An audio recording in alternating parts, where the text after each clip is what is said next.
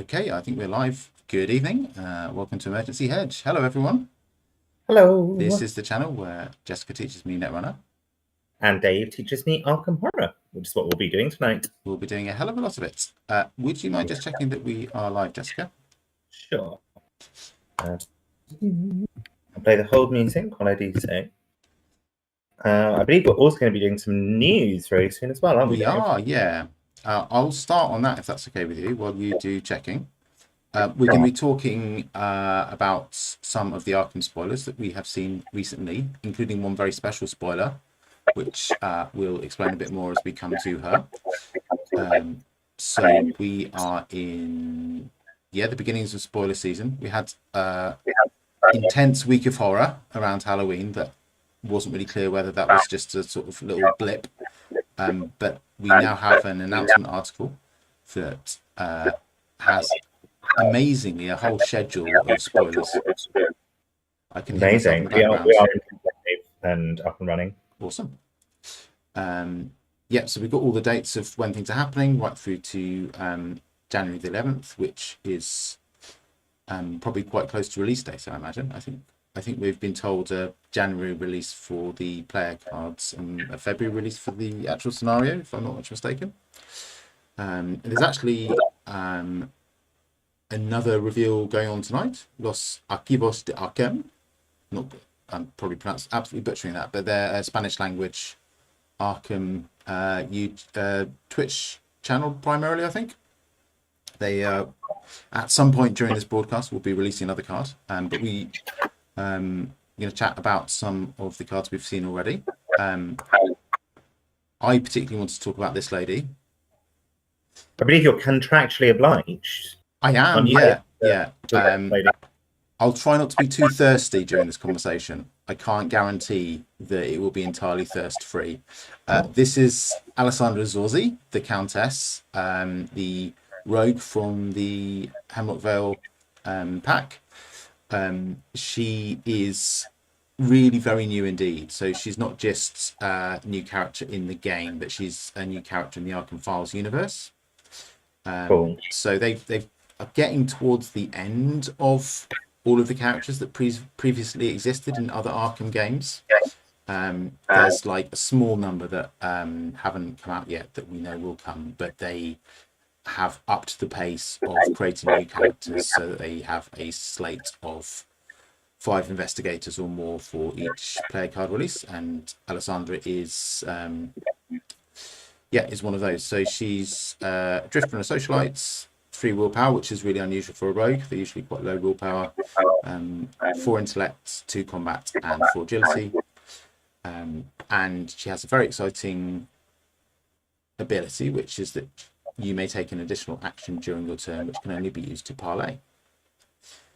That is exciting. We've seen some parlay synergy cards recently as well, haven't we? We have, yes.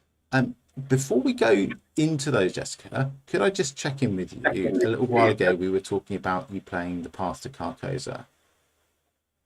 Yes. Has that happened? Is that still a plan in the yet to be realised? I'm trying to organise which of my Arkham campaigns are which ones in my head now. Yes, I have been playing the Path to Carcosa. I don't think I played it again since the last time I saw you. We played the first scenario of it, and we played the second scenario. We played the dinner party one. Oh, good! I'm so glad, because that's what I want to talk about. Fantastic. So I fucking loved it. So good. One of my favorite Arkham scenarios I've ever played. In terms of design. The one thing I did do is I slipped a card into my deck just before I started. That's I think it's Join the Caravan that I thought would be quite good for my character, that let her move quite quickly. And then of course that scenario is quite contained. You're never more than 2 moves away from anywhere else on the map, so it was completely useful card for that particular campaign. But I'm sure I'll come happy later. That is without a doubt one of the absolute top scenarios. Yeah. And the memories of the scenario will keep flooding back throughout that campaign. So it will stay with you. But yeah, I love it. And you might recall in that scenario that you are required to parlay with the guests. Yes.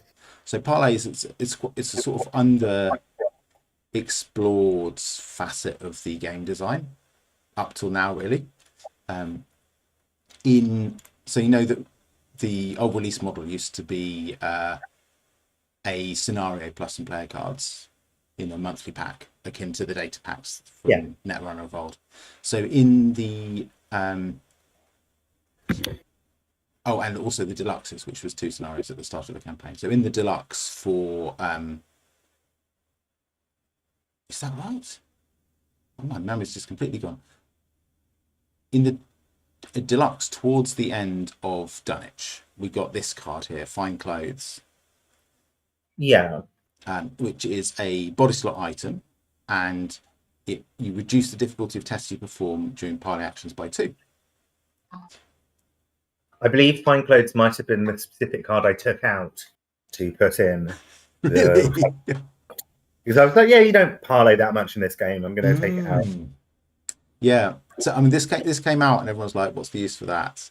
So this was like the penultimate scenario of Dunwich, and then in the release immediately after the one that followed this one, the deluxe, we had there's not what's it called? I always forget the name of the scenarios. The party scenario that we've just been talking about. I can't remember what it's called either. But no, it'll come to me partway through tonight, and I'll just shout it out. And suddenly, here was the use for Fine Clothes, and pretty much it's a really great card, right? You dress smartly, and there's actually something in the flavor text in between the scenarios that says like, put on your best clothes when you go to the party. Very clever. Yeah, so you dress smartly, so it's much easier to hobnob with all of the party guests before they turn into monsters. And that was about it. But my goodness, parlays are back with a vengeance, and having an additional action is generally quite powerful. But until pretty recently, there wasn't very many things you could do with a parlay action. But I'll rattle through a few of them. But let's just have a look at Alessandra's back. So she's rogue 0 to 5. Any cards with a parlay 0 to 5, and neutral card 0 to 5. And then you've got 3 copies of her signature, which is Beguile, and her weakness, which is a guy called Zamacona. Let's just have a look at those. Okay, I think this is Beguile, so this is the signature that she has 3 copies of. Massive shout out again to the queer representation in the game. This is a very thirsty card, I feel. Yes. And this is not dissimilar to Power Word in this effect. So you attach it to a non-elite enemy, and then you parlay with it, and you get it to do things for you. And it continues doing things, and you can activate this ability from any location. So in that respect, it's more powerful than Power Word, and just like run around and do things until it stops doing things for you because you fail a test and the spell wears off. Which that's really cool. It's really cool, and like the opportunities for Larity are amazing. Like you can go and chat up a ghoul, and that ghoul will be like beguiled by your sweet talk. You will like go off and, oh yes, of course, I'll go and get you some clues. So lots of fun to be had with that, I feel. And there's Zamacoma. I forgot what he does, but I know. Oh yeah, you put a doom on him, and every time that Alessandra's parlays, and you can't parlay with him, so you can't deal with him by parlaying, and he's elusive. So he does that stupid thing where we were talking about last time, where if you hit him or he hits you, he runs away. Yeah. So he's a right old pain in the arse. Yeah, he looks very annoying. I'd be very excited to use that Beguile card. That looks like real. Me too. I feel like as a channel we should offer a certain monetary reward to the person who beguiles the most ridiculous ridiculous type of enemy. But let's we won't go into too much detail about them, but just to say there were a handful of parlay cards printed before the last cycle. Interrogate, where you get clues if there's a enemy around. And Persuasion, where, what does that even do? You get rid of enemies, I think. But those were the only two up until the last cycle. You had Existential Riddle in the last cycle, which is just an amazing flavor card. Basically, you tell an enemy a riddle, and it's so confused about the nature of existence, it forgets to attack you. It turns aloof. Got a motivation. Really, yeah, it's so good. Motivational speech, but it lets you play allies, and String of Curses that give. I haven't played this, so and somehow the fact that it doesn't have any art makes it harder to remember what it does. You can do different things. Evade an enemy, put a doom on it to get a clue, or you can defeat it if it's got a doom on it.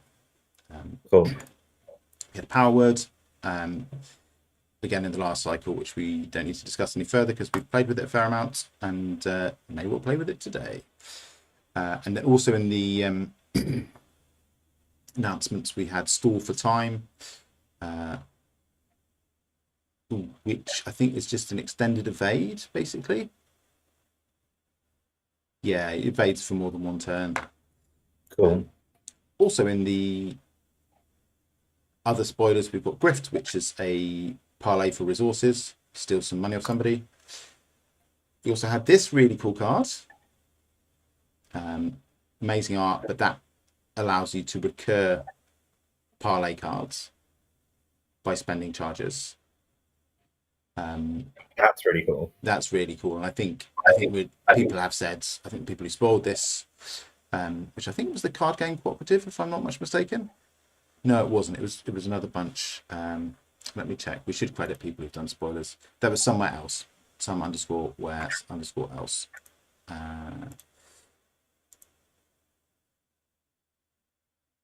Yeah, they said this kind of breaks the parlay archetype open, and I agree. I think suddenly you get second dibs on some of your parlay events, and you're starting to get enough stuff, even with what we've seen, that you can consider using your additional action as Alessandra most turns. Yeah, it feels like it's a really focused ability that, to me as a new player, is quite appealing from a deck building point of view. As someone who's like, I don't build a lot of decks, I'm just starting to get into. I'm building my own decks more in Netrunner now than I used to, but I probably still wouldn't build one from scratch for a competitive event. And I don't think I've ever built a deck from scratch for Arkham. But this feels like it would be quite easy to go into Arkham DB, put in, does this card contain parlay in the text, and then like the most powerful cards from that, and some draw and some econ, and make like a functional deck. And it might be bad, but I would at least feel like I'd made something synergistic. Whereas it's not always immediately obvious how you build a deck for another investigator. Yeah. It's. I mean, it's. I imagine we will see some more parlay cards before. Yeah. For final release, but there's a fairly limited number there, so you've got quite a focused pool to pick a deck from if you want to build a Alessandra deck now.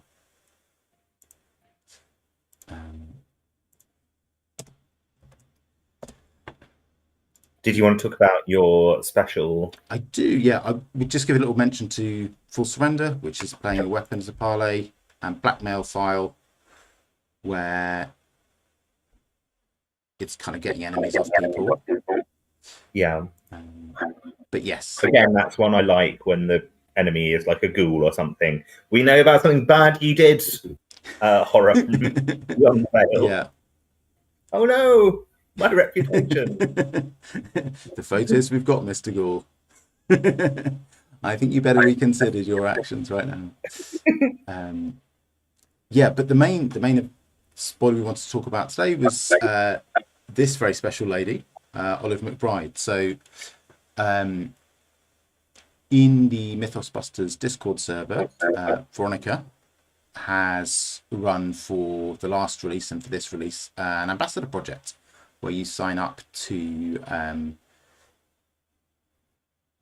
be associated and give a little bit of love and extra attention to a particular card. And like generally the way you do it is you randomly pick a number from the list of cards, and before you've seen what the card is, and this is the one that I picked and am the ambassador for. So it is my job to get everyone in the community hyped about Olive McBride, which is an easy job because she's great. Yeah, she's really cool.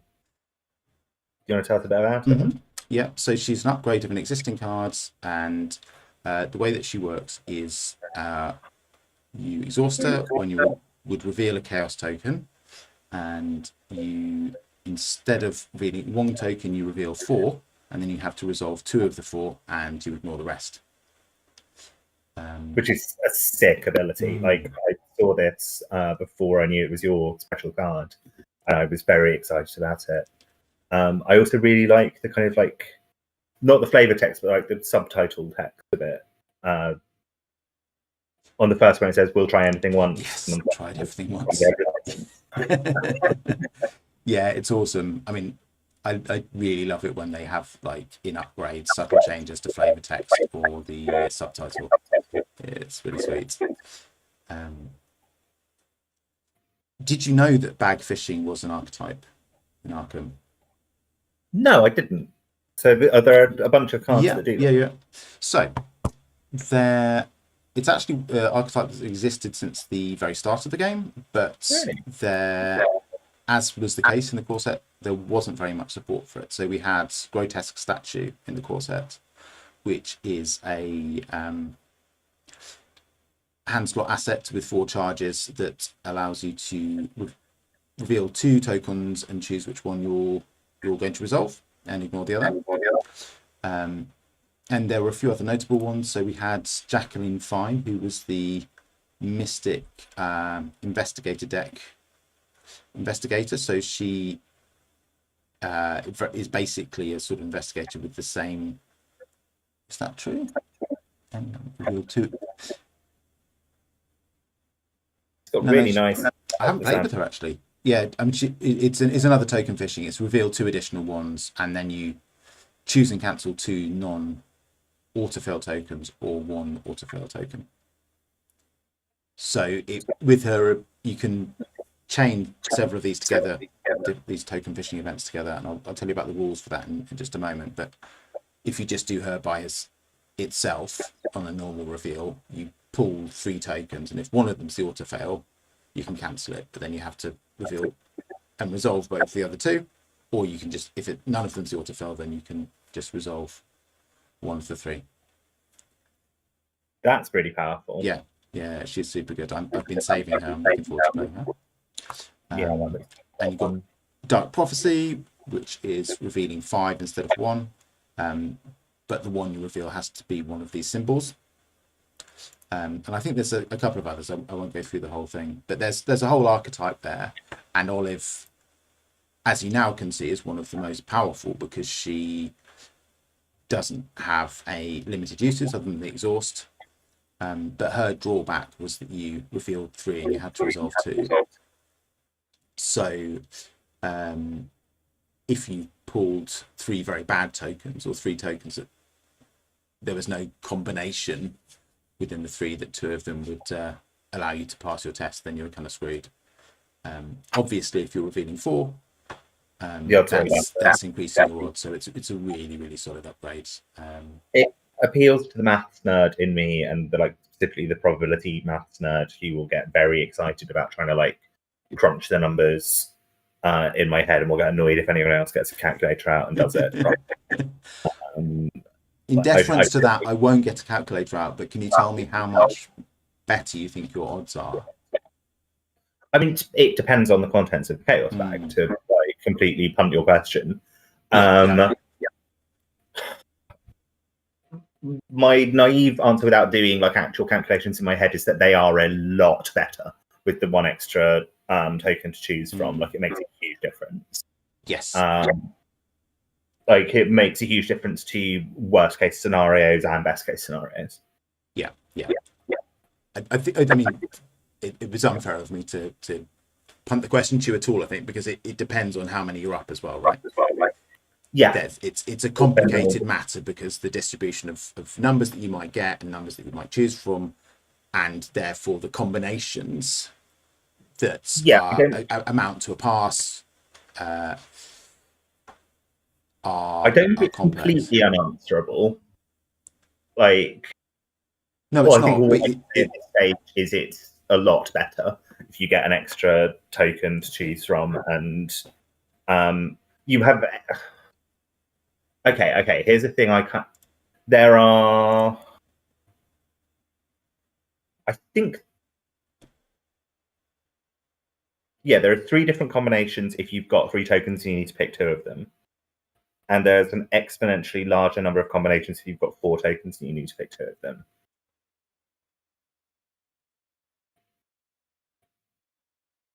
I think it's twice as many. Okay. Maybe more than that. No, I think it might be 8. I think you might have 8 different combinations you can pick from if you're doing 4 and 2.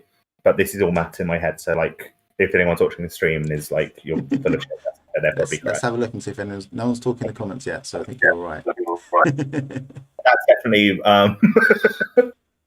that's a reasonable supposition. If no one's talking in the comments, it's because I'm right. Yeah, definitely.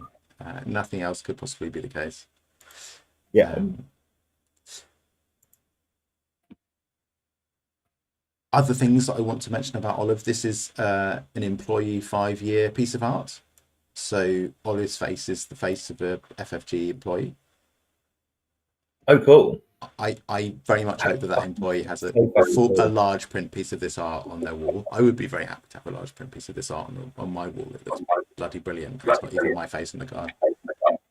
There are exactly twice as many options. Exactly twice. 3. You've got exactly twice as many options. 6 different options for combinations of tokens if you've got 4 and 2 versus 3 different combinations for 3 and 2. Excellent, thank you for that. Okay. Well done with your live mathsing. I'm glad it wasn't me. Yeah, so there's in terms of sort of the bigger picture kinds of builds you can do with this. Obviously, the primary use and what you'd be expected to use for if you were building Jacqueline deck with her and you were just starting out is passing a test score. But there are quite a lot of Mystic cards. I won't derail our entire evening if I go into all of them that care about the tokens that you pull above and beyond the question of whether you passed or not. So I think we saw with Dark Prophecy that you have to pick a symbol token, but there are lots of other ones that fire particular effects or an extended effect. Some of the spells that maybe you've seen have good or bad effects if you pull particular tokens out of the bag. And then there's the Curse and Bless builds. So we were talking about Parallel Jim a while back, and he charges your cards if you pull curse tokens. So if you're playing any deck with a payoff, a Bless or Curse payoff card in, Olive is obviously awesome to have. The way I was just going to say a little rulesy thing. The way that these cards work is that before you start your token pulls, you have to declare which fishing abilities you're going to use.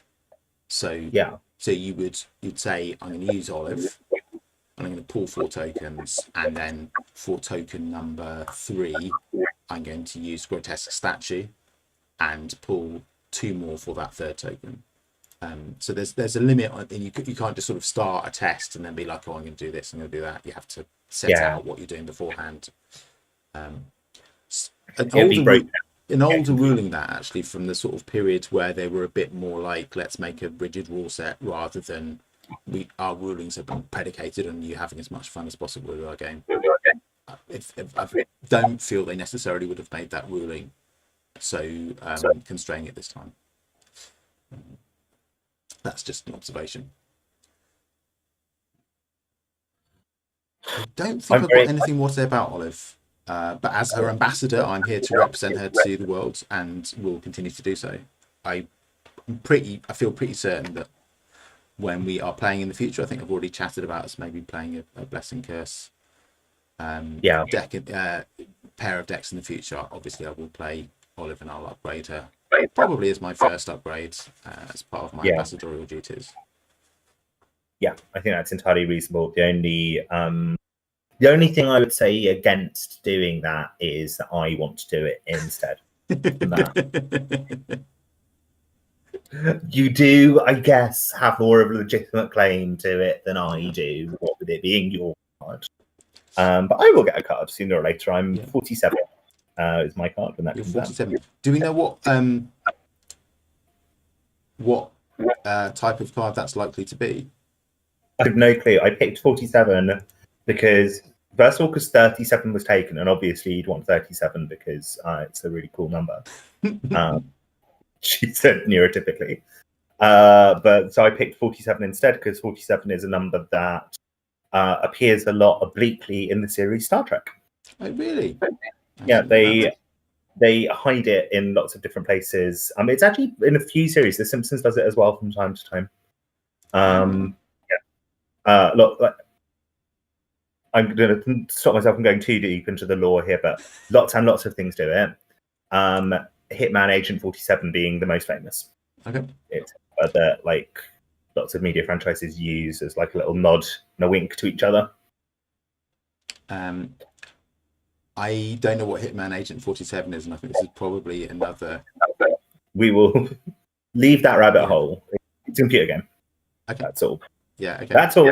Computer game. No need to worry, Dave. It's just a computer game. Fine. I just thought we'd pull up the spreadsheet and see what kind of card yours is likely to be to like increase our hype. Yeah, I'd like to have my hype increased. It might be a mixed. Yeah, look at this. So you have in fact been assigned 47. Is it already out? No, it's your name's on there. Okay. But it may well be a seeker event. So the card 46 is control variable, which is a seeker event, and card 52 is a seeker skill, well funded. I'd be surprised if there were 1, 2, 3, lots of skills. Mind you, the ordering seems to be very odd here, but you've got some seeker assets down there. Maybe that's because it's an upgraded. Yeah, that's because it's an upgraded one. So we know it's a seeker card. We know it's a seeker card. And maybe a skill. Yeah. So you can see the levels in column E there. They're all level 0. So generally you'd have the level 0 assets, and then the level 0 events, and then the level 0 skills. So chances are that there aren't 1, 2, 3, 4, 5 level 0 seeker skills in the pack. So chances are it's an event. But we shall see. We'll spend some time on it when it comes. Looking forward to that. Would you like to play some Arkham now, Jessica? I fucking love to play some Arkham. I've been having withdrawal symptoms from Arkham. I've not played it near recently. I'm sorry that's the case. I've been playing quite a lot and it's been kicking my ass all the time. But I think we talked about it enough. I think we should start playing it instead of me whining about the bad times that I've had with it. So we're partway through the scenario, aren't we? We're partway through Fatal Mirage. We're almost exactly halfway through this first agenda. Yes. So we're about to have first and only, I think. Yes, although it doesn't. Yes. Okay, so yeah, we're about halfway through the scenario. You're absolutely right.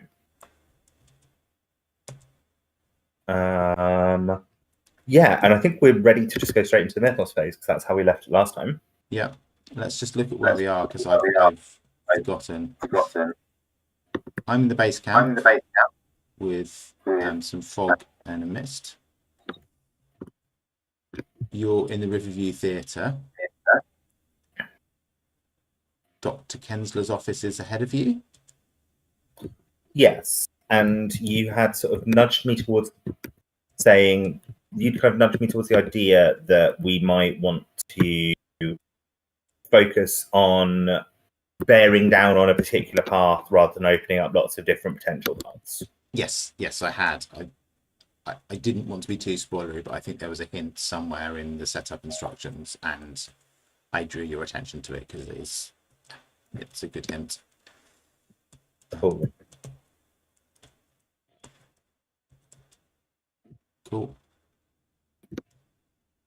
I've got the Hierophant in play. That's interesting. And Showmanship and Scroll of Prophecies and Azure Flame. Okay, yeah, I'm sort of remembering where we were.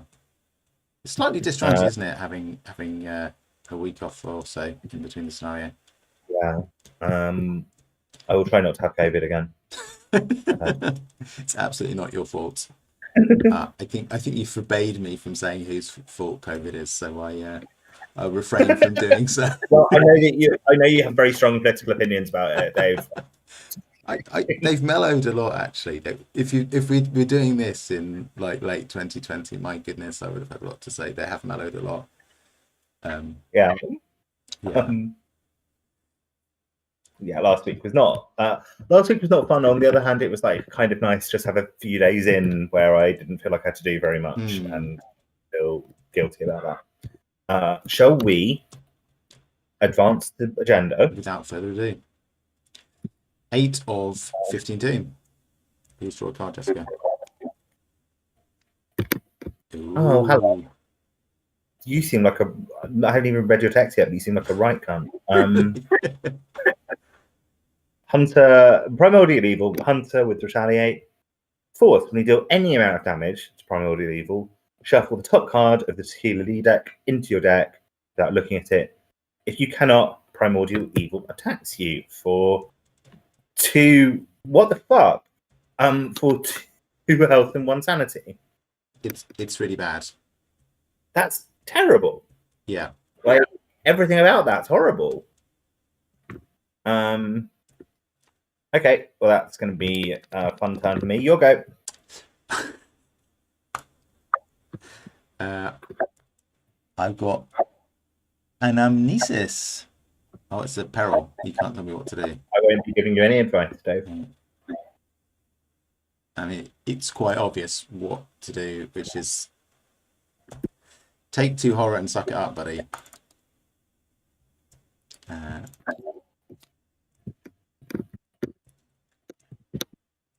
In the popular twisted British sitcom The League of Gentlemen, there's a part when one of the characters cracks under the very small amount of pressure of having a policeman in her shop and goes, "We didn't burn him."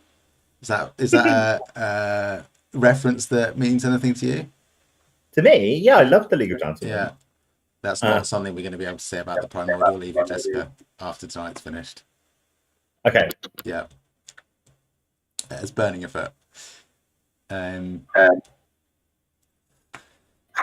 Okay.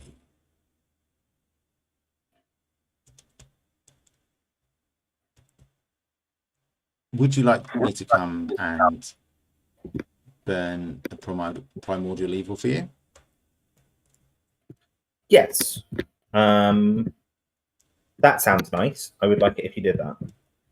Cool.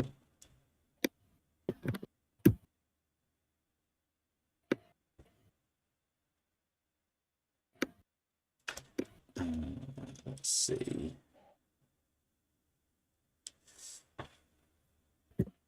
Lots of things I want to do here, and I'm not quite sure of the best ordering.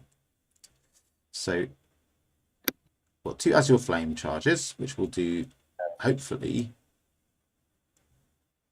4 of the 5 damage.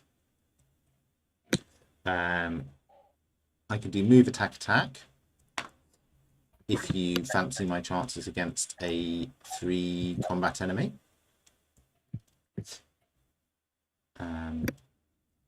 Are you able to do the 5th bit of damage if that happens?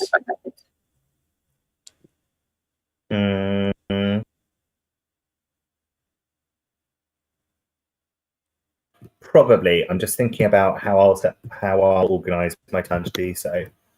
But the short answer is probably. Okay.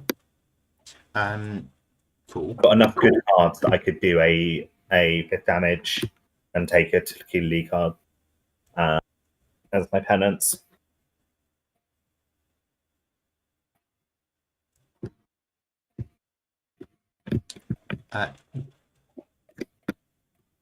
So what am I? I am a 5 willpower and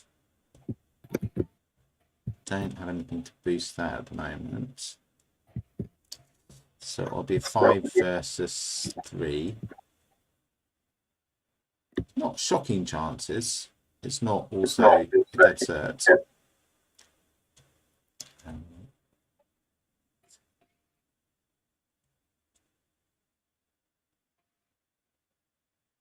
I think if you are up for it, I will do a move flame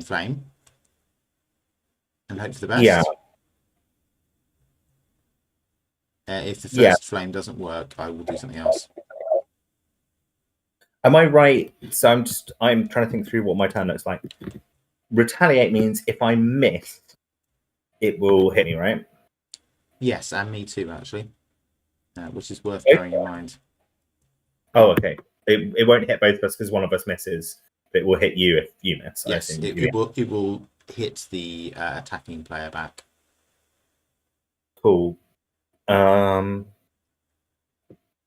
think there is a decent chance that I might try and evade this instead.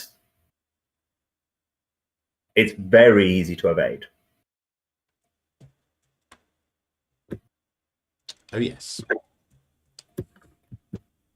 Okay. Like, do you want to go first and you try and evade it, and then I will I'll do my flaming afterwards.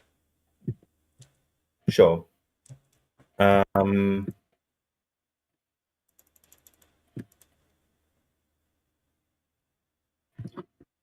so let me work out. Quick Learner is making this a test at 4 versus 2 rather than 4 versus 1. But I can use Granny or if I need to counteract, or I can just take the fail because I might as well fail something else.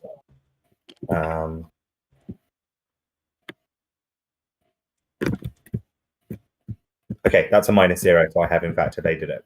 A -0? All right, okay, yeah. You're correct. Or a +0, depending on how you're feeling about numbers today. I might go and investigate Dr. Kensler's office. That's a great idea. That was a really good choice, actually. I've just double-checked the rules for retaliate, and enemy that's exhausted doesn't attack as a retaliation. That's brilliant. Yeah. Okay.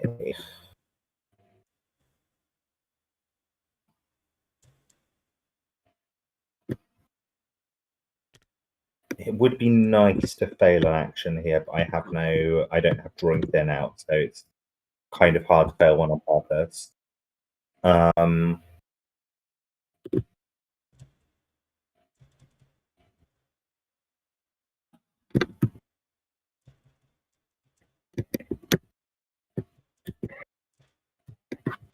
Because Granule only fires if I was going to fail anyway.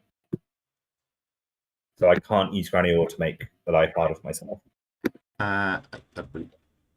Yes, when you would fail a technical skill test.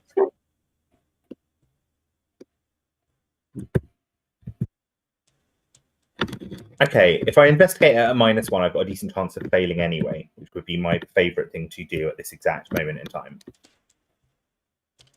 You mean one below this round? Yeah, I'm one below the threat. And if you pull the frost token, then I think that increases your chances very highly. Yeah, I have indeed failed. Good. So let's draw a card.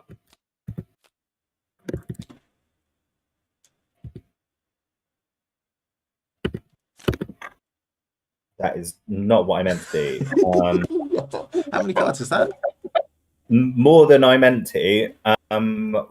About 7 or 8. I don't know what I did there. I think I might have clicked 2 buttons at the same time. But shall I get rid of them for you? Yes, please. I had this act of desperation, and then the rest of these are not mine. And I think we'll just shuffle back and do the draw end. Seems the most reasonable thing to do. I mean, they're in the correct order, so I think that neither rain nor snow is the one that you should have drawn. I think I already started putting some back before you did this. Okay, let's just let's just shuffle them back in. As much as I'd love to have that, neither rain nor snow in my hand. Yeah. Off you go. Okay, let's try that one more time. That's a good card. Yes. Yes, it is. Also, I have failed the skill test by 2 or less, I think. I failed it by exactly 2. I think you failed it by 1, actually, because you were 1 below, right? And then you had a frost token of +1, which together equals 0. So you remained at 1 below. Sure. A frost token's only -1. I think so, yeah. It's -1 for the first one, and then auto fail if you get more than 1. So I'm going to use my look what I found to discover 2 of these clues and not have to take horror as a result of it. Yeah, I think I'm extremely happy with that. Well done. Oh, that's really good. Yeah, I hadn't seen that forced ability.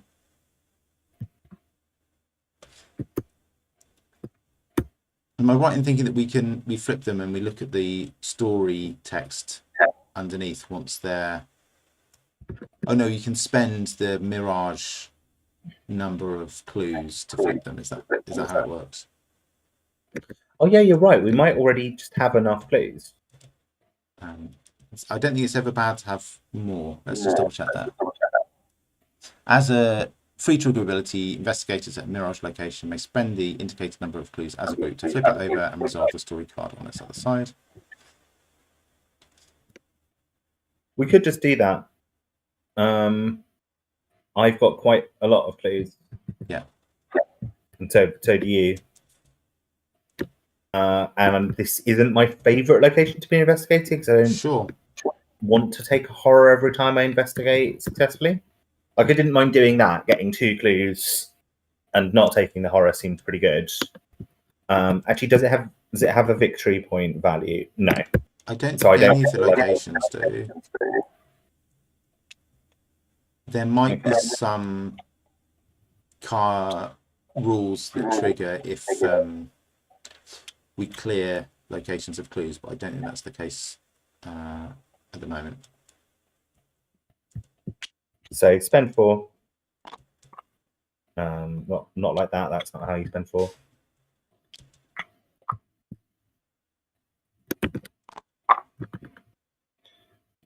Dr. Kensler sits at her desk, struggling to focus on her work.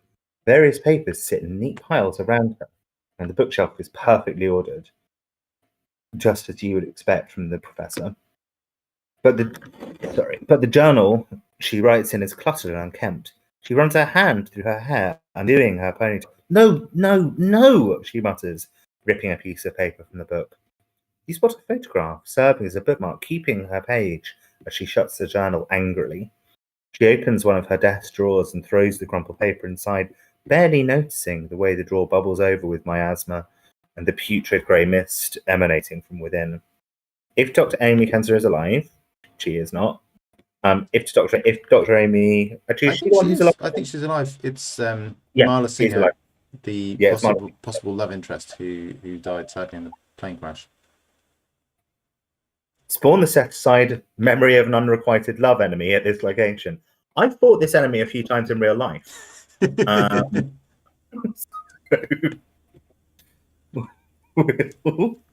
We'll see how this goes. I know some tricks. Yeah, excellent. And flip this card back over. Cool. So interesting. Do we not have it? I mean, it will be somewhere, but where exactly, I don't know. Let's play a game called Find the Arkham cards. Is it in that one? It's not in that one. Okay. Let's. Is it in here? Doesn't look like it's in there. That's Frost No. tokens. I'm going to zoom out. That's the Keller Lee cards, isn't it? That deck up there.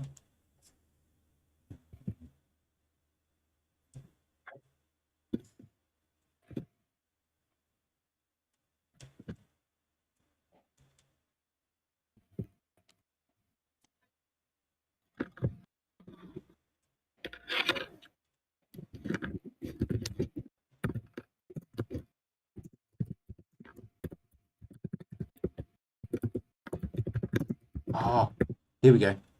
Oh no. No? Let's have a look at these other Fatal Mirages. There's several of them.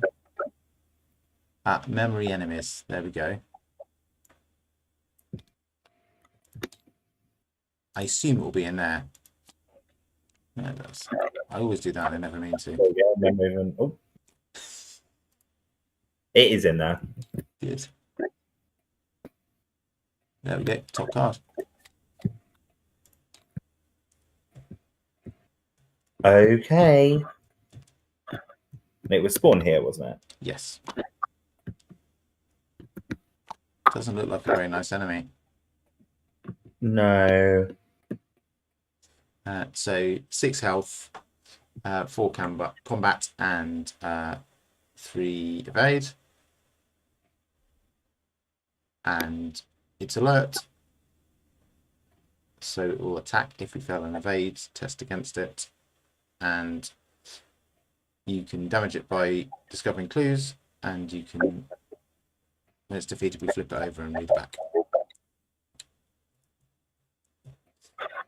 Okay. I'm presuming B it now engages with me. Yes. So I can do something about this game.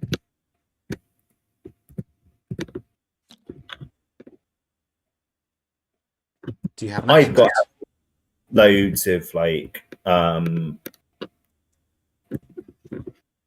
health and sanity left. Like I'm not particularly freaking out about this, but it has quite a lot of health and it is quite hard to hit.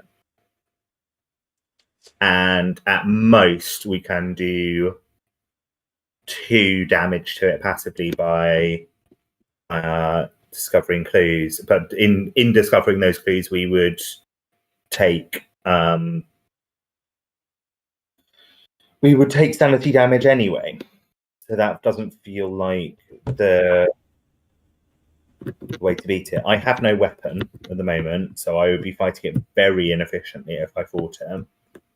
But it doesn't feel particularly efficient to like evade it either, because where am I going to go if I evade it? Back to the review theatre, I guess. No, you can't go back.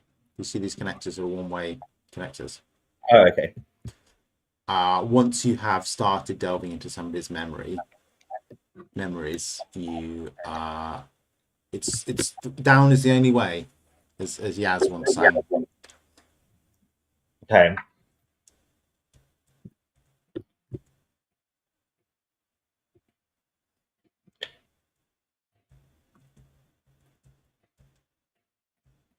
Do you have a way of getting more than one clue?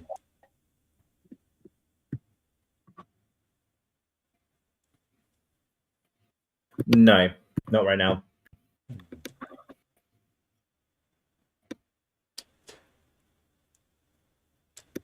I think evade might be the right action then. Like, actually, maybe I might be able to get more than one clue, but getting more than one clue only does 1 damage, and I still take the sanity hit. And indeed, if I've not already evaded it, I would take an attack of opportunity, right? It's 1 or more. Yeah. Oh no, no. 1 or more clues deal that much damage to this enemy. So if you do 2 clues, you take the sanity. You take 1 sanity hit, but you do 2 damage. Okay. So it has 3 evade. I am going to commit resourceful to evading it. Oh. Which I will now do all of the maths that Stellar Forces used to do. I was at 4. I get +1 from Quick Learner, so I'm at 5. I get +1 from Resourceful, so I'm at 6. 6 versus 3 seemed perfectly reasonable. We've got Granny on if we need her. Yeah? If you say so. I was just checking whether we're streaming correctly. So I'm afraid I wasn't following you number by number. So this is a total of -3. Correct. Okay, so I do in fact evade.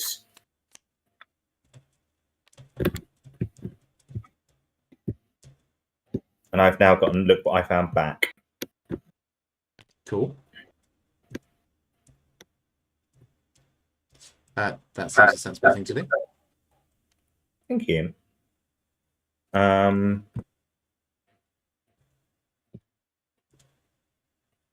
Do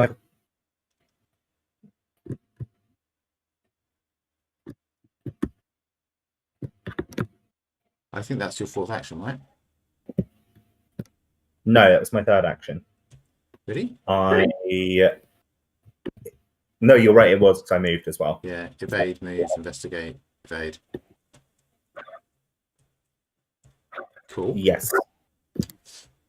Okay.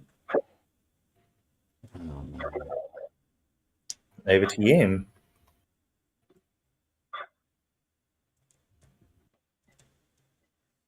I'm going to move to the Riverview Theatre.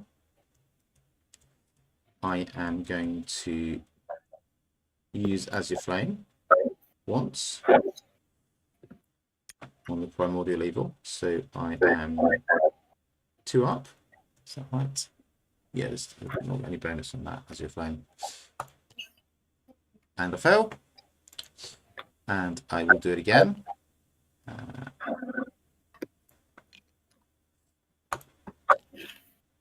Oh my God, look at that. Did you get it twice in a row? Twice in a row. Fuck. Arkham, what are you doing? Behave yourself. Settle down. It's not fair. Okay, those are my 3 actions. However, my beamish boy over here, the Summon Servitor, is hanging out in the Prison of Memories and is going to take a wee little investigate action all by himself. And I think he investigates with a 4. I'll have to check the... Yeah, a base of 4, and it has a shroud of 1. So he succeeds, which means that I can discard Unspeakable Oath Curiosity from my hand. Fantastic. So it might look like I completely wasted my turn, but actually, my little lad here excelled himself. So that's nice. But I suggest we send him off to the Riverview Theatre to pick up these 2 clues. Because I think that's the task that he can handle quite well.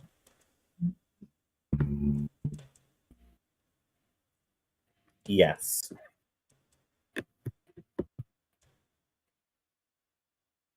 That was the yes of somebody who is a primordial evil hanging about who's not been dealt with. I mean, there are two problems. This primordial evil is probably like the more pressing of the 2 because it's a hunter.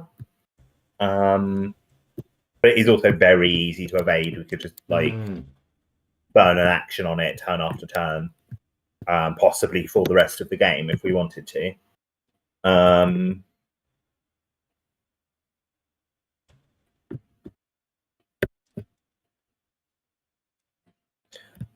Okay, shall we upkeep? Yes, let's.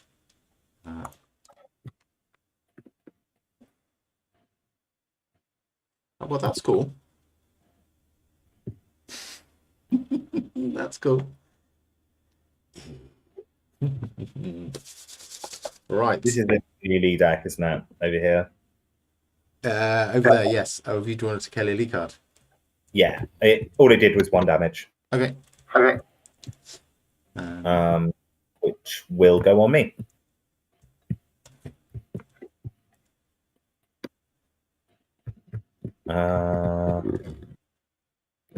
These ready.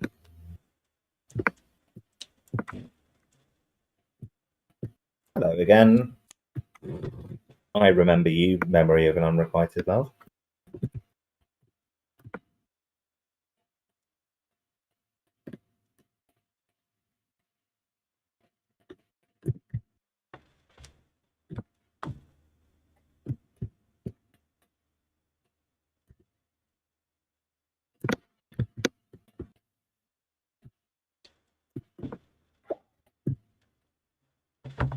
Should we go and do a Mythos phase? Yeah, let's do it. 1. We are on 9 of 15. Okay. Evanescent Mist. Attach Evanescent Mist to the nearest location that is not cleared of mirages. Place 2 clues on attached location. In order to flip the attached location over, investigators at the attached location must either spend 2 additional clues as a group or each take 2 damage. This is great. This is really, really good. Riverview Theatre, which we've already flipped. We can just stay there. And isn't the nearest one where I am? Or have we? Oh yeah, no, that's true. Yeah, the location you're on is the nearest one. Sorry, I'm being daft. Yeah. But it equally makes no difference because we've already flipped it and to progress now. We have to kill this annoying monster. Yes. But that treachery doesn't care about that monster, so an ideal outcome. Okay. I have drawn Abandon to Madness. Attached to the nearest possessed enemy. Place 1 doom on that enemy. Is that a possessed enemy? No. There isn't one. This is old Gammy Eyes, isn't it? The possessed enemies. There's him and one of his mates in the encounter deck. If there are no possessed enemies in play, search the encounter deck and discard pile 4 or a possessed enemy. Draw it and attach Abandoned Madness to it. Okay. And it just makes it more annoying. So we're spawning an enemy. Yes. I will search the encounter deck because I sure as hell don't want to get. I want to pull enemies out of the encounter deck rather than leave them in there.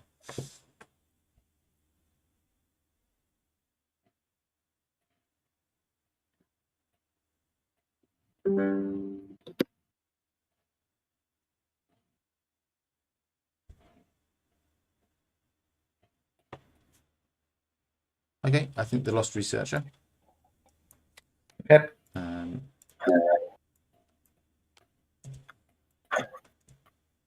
It's the one for me. So everything becomes harder by 1. Fine. He should spawn at an empty location if able, though. Oh yeah. Okay. Good, because you don't necessarily want him right on top of you, right? Actually, I wouldn't mind, because I can just parlay with him. It doesn't. It's one of the 4 actions that don't provoke attacks of opportunity. I think probably there is the place for him. I can do a willpower parlay with him relatively easily. Yeah, and he ends with the doom on him. Yes, that's true.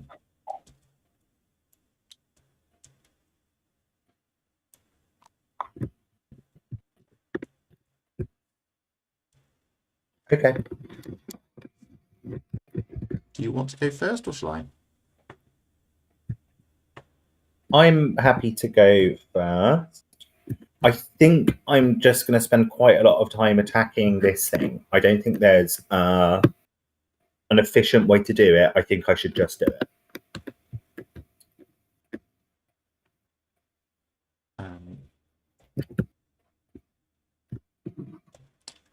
Okay.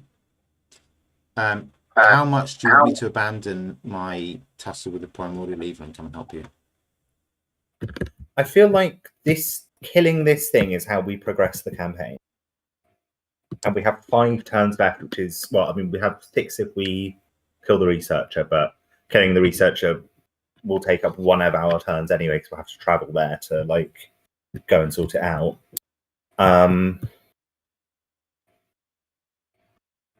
I would be fine with you evading the researcher, the primordial evil, and coming to meet me. Yeah. I will be in a position to pepper the primordial evil with bullets next turn. This turn it will be suboptimal for me to try to, so I think my turn will be about lining myself up for that play. Okay, I will spend 3 to 4 actions just hitting it, and definitely take an attack at the end of the turn, but be comfortable with that. Like, I think we just need to kill it. I think it's the next thing that we do.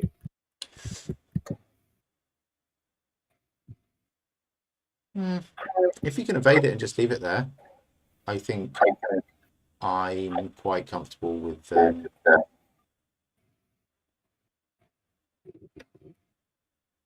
being left to kill it. Okay, I will try and evade it then, and I might do some damage to this turn anyway, in the process of getting clues off this location. Okay, yeah. I mean, if you could put 2 damage on it, that would be ideal. Okay, so that was at evens, and I have failed. So let's do Lucky Rabbit's foot.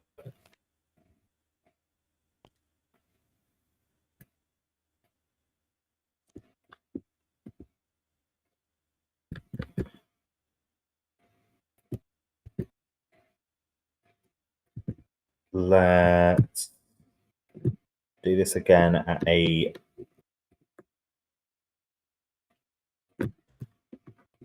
+1 this time.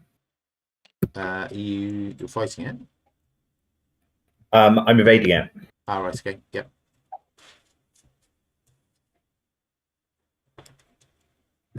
I don't want to go to the Prisoner of Memories.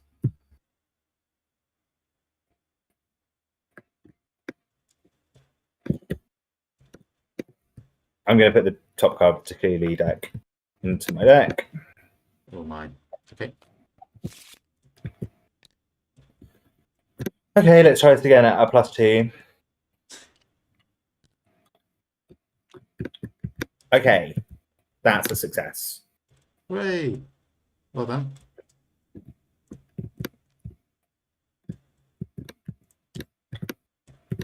So that's evaded. Yeah, and I now have 1 action left. If you can investigate and get 2 clues, that would be cool. I will get 1 to 2 clues. I don't know if I can't really guarantee getting 2 clues. Okay, that's fine. What are my numbers like? 3, 4, 5. Yeah, because I'm currently investigating at a 5 versus 3, so I can't guarantee failing. I'd like to fail, but I can't guarantee it. So doing this at a +2. Oh, perfect. Yeah, I've gotten 2 clues. Cool. Fantastic. Sick. Absolutely sick. So that takes 2 damage, and I don't take the horror from the thing. So actually really happy with how that turned out. Yeah. Dev gets to get the clues as well.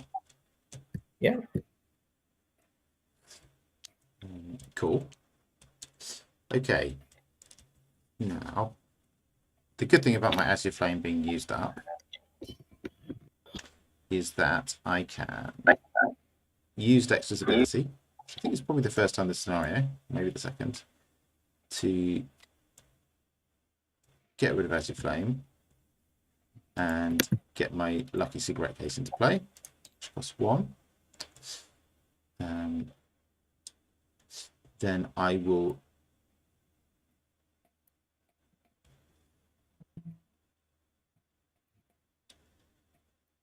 play my Sword Cane. Cost me 2.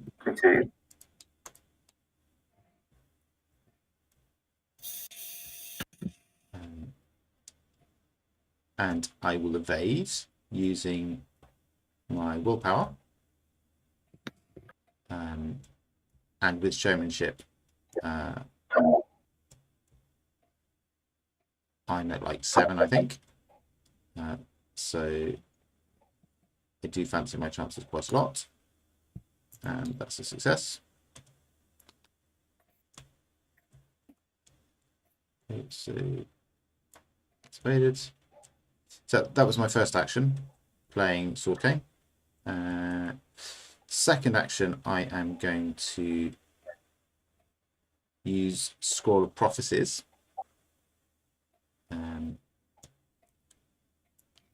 To draw 3 cards and then discard 1. Okay, that's cool.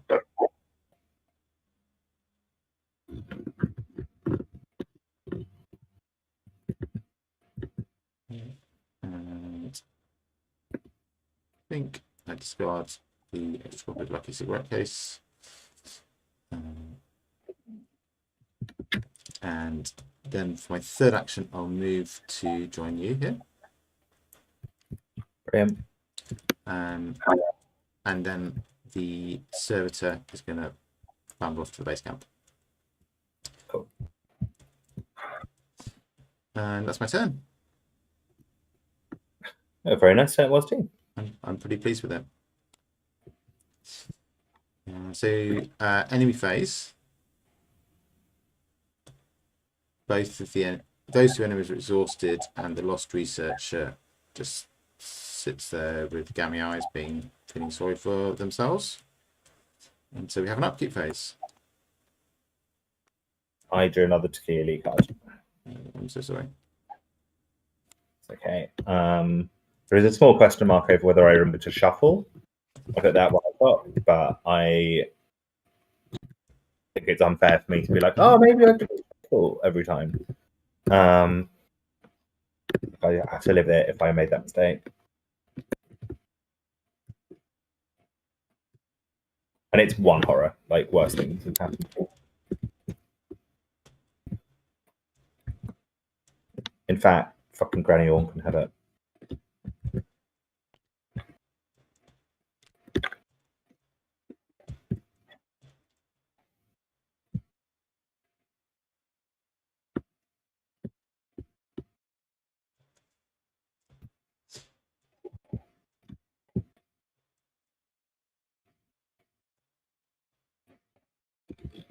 So this should be readied. In the upkeep phase, both of these ready. The memory of unrequited love is going to engage with me, if that's okay with you. Yes, please.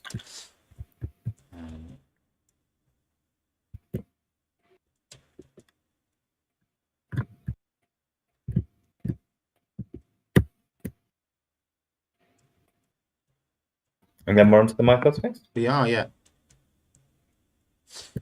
So that's 10 on the agenda and an extra 1 in play, so it's 11 to 15.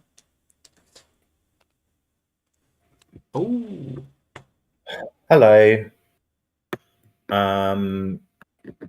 Frenzy Explorer enters play with 1 doom on it. When Frenzy Explorer is defeated, move each doom onto its location. Okay, after you successfully evade, I reckon I can handle this. Good. After you successfully evade Frenzy Explorer by 2 or more, take control of 1 doom on Frenzy Explorer and flip it to its clue side. Then if there is no doom on Frenzy Explorer, discard it. I'm going to engage that with me, as I think I have to.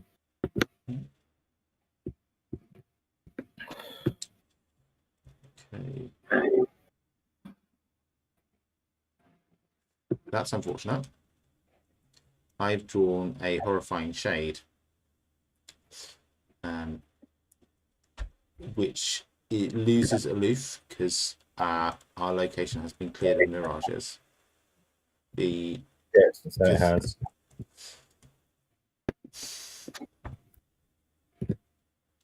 Are you able to do anything with this? Could you evade it as well? Yeah, happy to spend like most of my time evading stuff while you do the unrequited love. If you wouldn't mind, yeah. Yeah.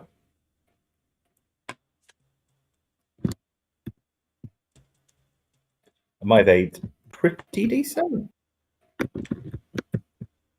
I have cards that help me with stuff. Like I have lots of ways of sorting shit out.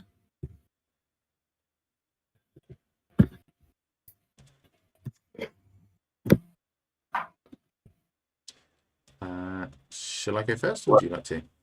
Why don't you go first? Okay. So I'll use Dexter's ability to. Oh no, I won't. What was I going to use Dexter's ability for? Oh yeah, no, that works. That works. Okay. Does it?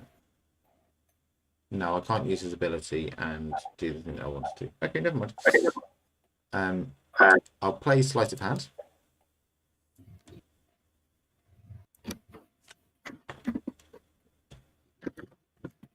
To put a level 0 to 3 item asset into play. To hit the 45 Thompson. That knocks the Scroll of Prophecies and Sword Cane out of play.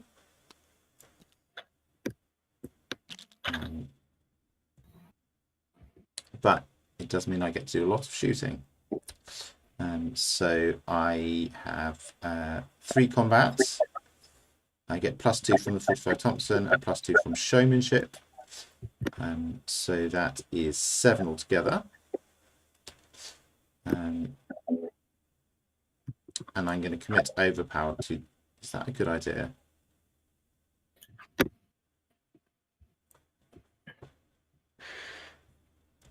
There is a -4 in the bag, so you'd be negating that, but I don't know if you'd be negating much else.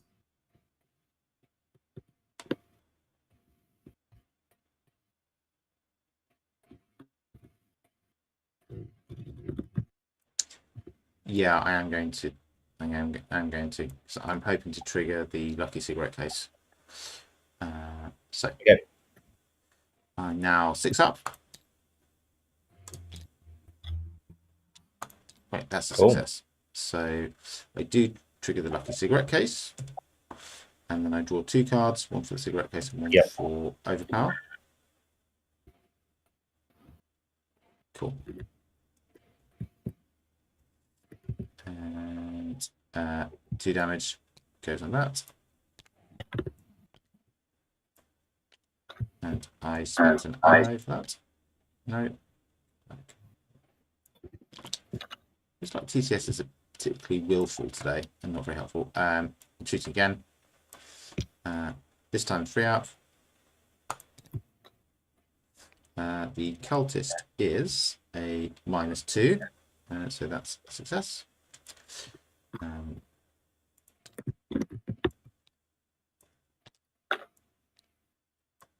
Sick, got it. And then last shot. That's a success. Okay, so that's. Yeah, it's 6, wasn't it? Yeah.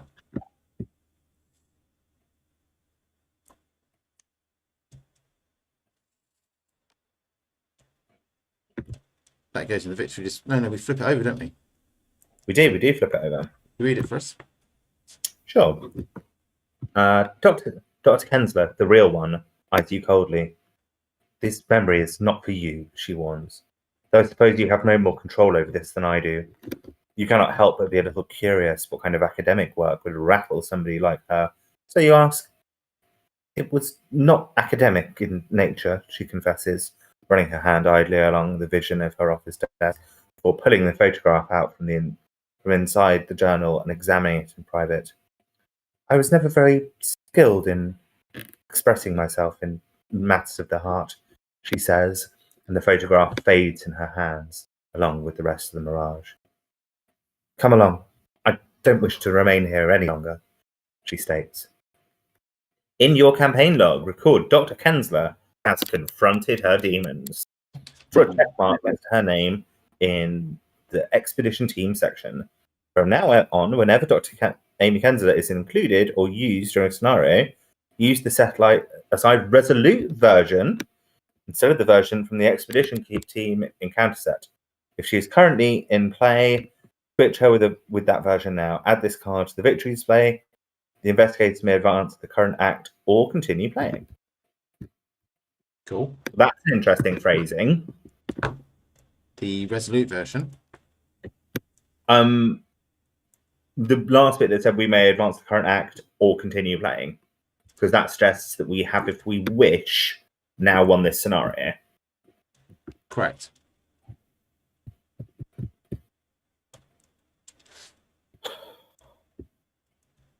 So the question remains. Yeah, the question is basically, do we think we can get another memory? Yeah, that is the question, isn't it? So I've just taken 2 actions, and for my third action, I was going to move to the Prison of Memories.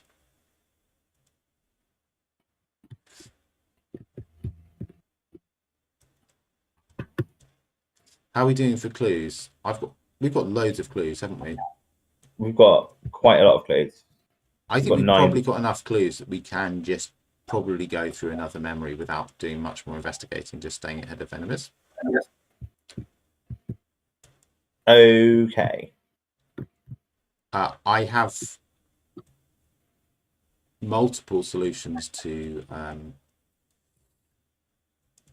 the primordial evil, actually, in my hand. Bear in mind, I've got 2 enemies on me right now. Ah, so you probably don't want me to run away then, do you? Maybe not. I was a little bit perturbed when you said it. It was my plan for the turn before we drew those enemies in the Mythos phase, and I had forgotten that was the case.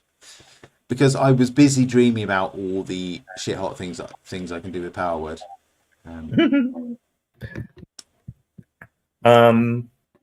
Okay, let's see who have you got. So I just want to clarify. It said we can advance the act at this point.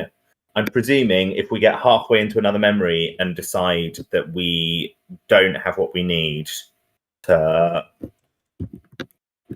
get, that we aren't going to make it, we can't just go, oh well, actually we did advance the act. Like, we are taking a risk by continuing, right? Correct. Yep, absolutely. Yep.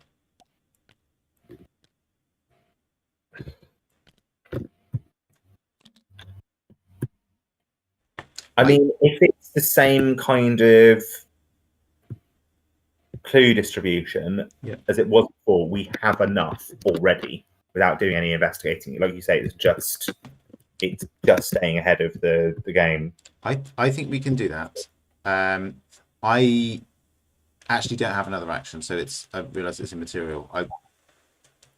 Again, in my planning for this turn, it involved there being damage on that memory, which in fact there wasn't, was there?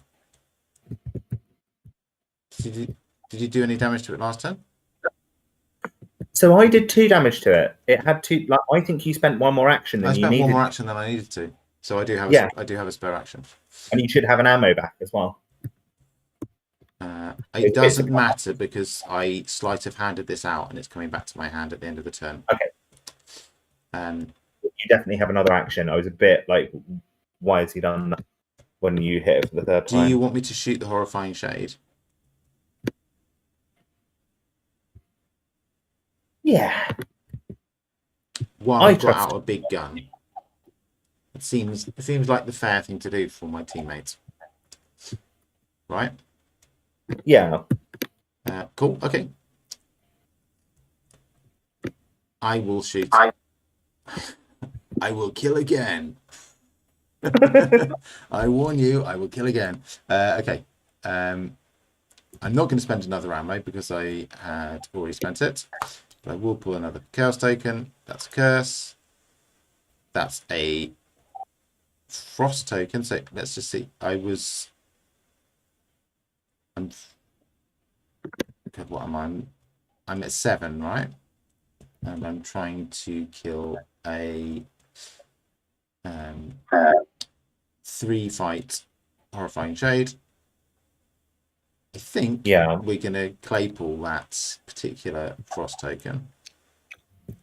Because I'm 4 up at the moment. And I don't really want to be... Yay, there we go. Okay, cool. So that goes away.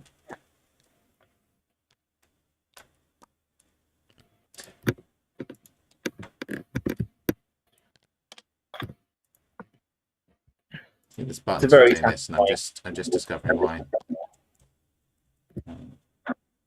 Oh yeah, remove the curse. There we go, and then those go back.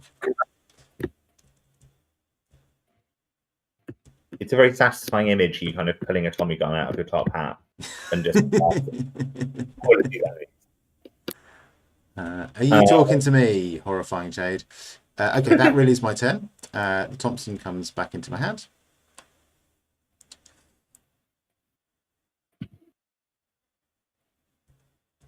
Okay. Now I do all of my various horrible maths I must often do.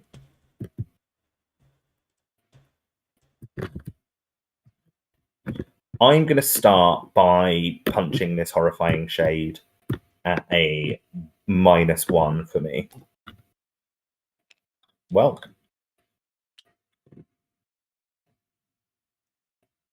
Okay, that's a fail. How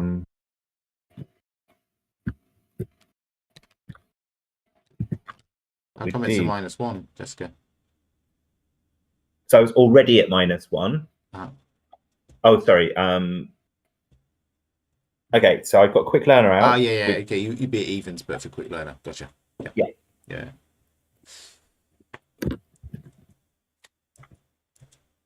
Fuck's sake again. I've drawn a Tequila card. I definitely had shuffled it that time. Literally did it right beforehand, so I couldn't. And I lost a clue to that one, which is a real shame.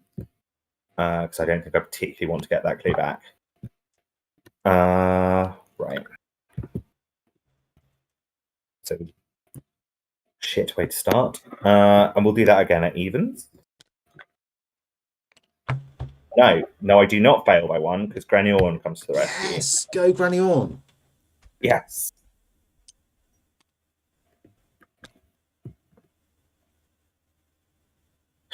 Now,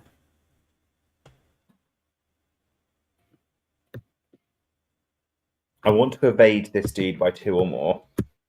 At this point in the turn, I am 5 versus 2. Question is, if I want to evade it by 2 or more, I might want to put some extra energy into that. I could potentially commit a card to help you with this endeavor. I would like that. Why don't we do it like that? Okay. I'm committing Scout Ahead, which is 2 agility pips. Okay, so 7 versus 2 feels like it's not going to get any better than that. Okay. Fuck me. Fuck you. Right, okay. Bastard. Chorus of fuck yous echoed around the table. Oh, man. Well, okay, I'm going to commit a card this time. I'll commit this rabbit's foot, and we'll do it 6 versus 2. There we go. There we go. I think if you click discard now, it will get rid of the doom by itself. Oh, but I get that doom, Dave, as a clue. Oh, I'm so sorry. That's okay.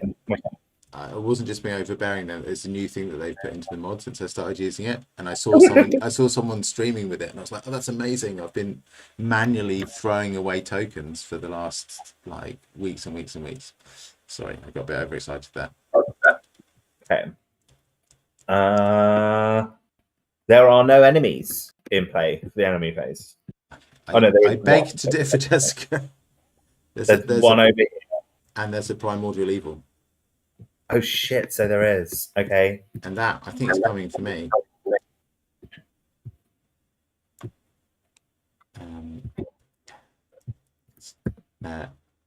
So it does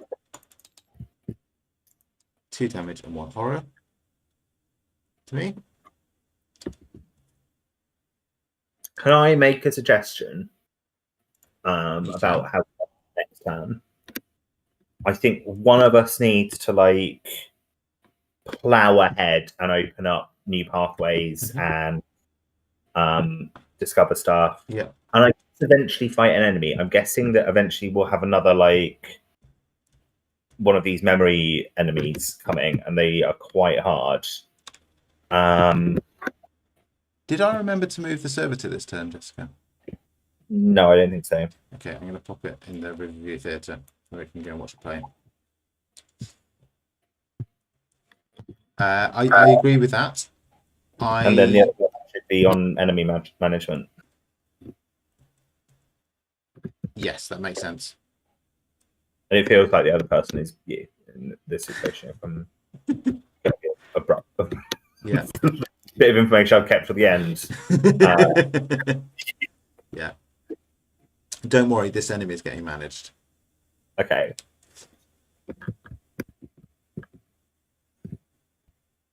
Really nice if I just had like... Have you just attacked by it though? I was just attacked by it, yes. Oh shit, sorry. Why are you saying sorry?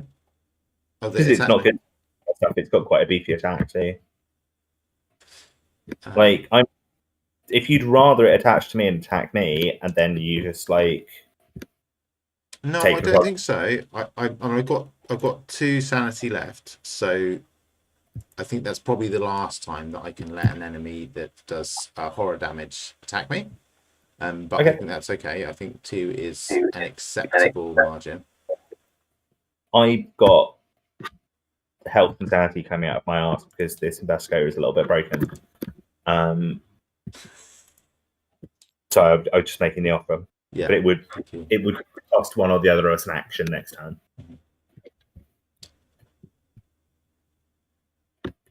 Remind me the next time I upgrade this deck that I need to get some more economy in it. I do not have enough.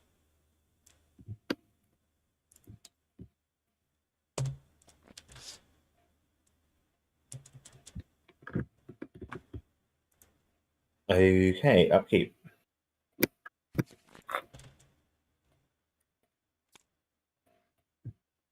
Not again. I can't keep. How many are there in this fucking deck? Fine.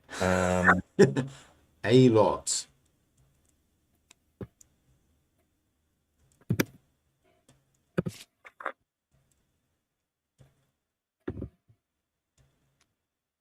We'll just say it's what the first one is.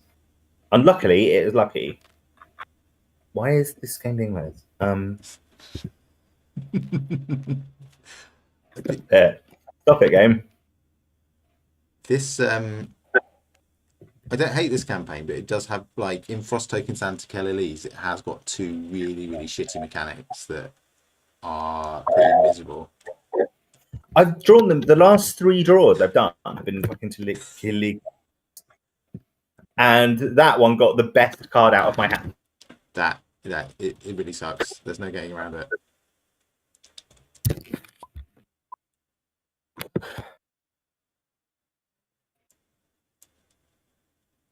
Nice. Okay. That's cool. I'm just reminding myself of the cards that I do still have in the deck to play with. There's some good ones. Let's hope they come up at some point. But first we have Mythos phase. I have disconnected, Dave. What's that? You disconnected? Can you hear me? I disconnected, so I'll rejoin. Actually, you sent an invite. That probably. Yeah, I can hear you fine. Can you not hear me, Jessica? Have we got some Discord issues?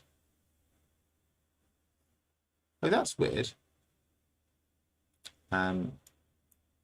Whoa. Okay, no, the window just disappeared. Right.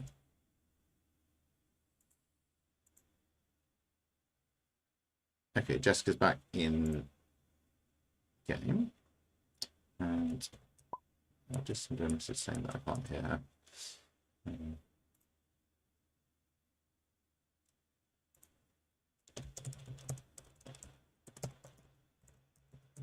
Okay. Can you hear me, Dave? Yeah, I can. Brilliant. I don't know what happened there. Something happened with my internet, clearly.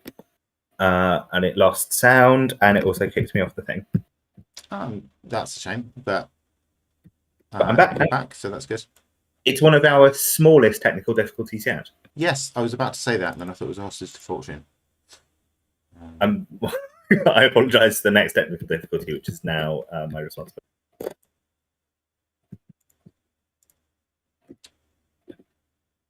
Okay, I'm just rearranging our faces. So, why does it say participants above my head in a really rubbish way? I don't know. No, me neither. Oh, it's gone away now. Okay, fine. So, where were we? We're about to do some mythos stuff, right? Yes. First of which I think is I'm going to admit, Dave, I'm already regretting continuing this campaign. I think it's going to be really tight. But we're now on 11/12 of 15. Yeah. Draw a card. It's a treachery, a miasmatic torment. If you control a partner asset, exhaust them and attach miasmatic torment to them. Otherwise, miasmatic torment gains surge. Attached asset cannot ready. Fuck. And I take a damage on at the end of my turn, the attached asset will take a damage or a horror, and then I can test 3 willpower or 3 intellect to discard this for an action. So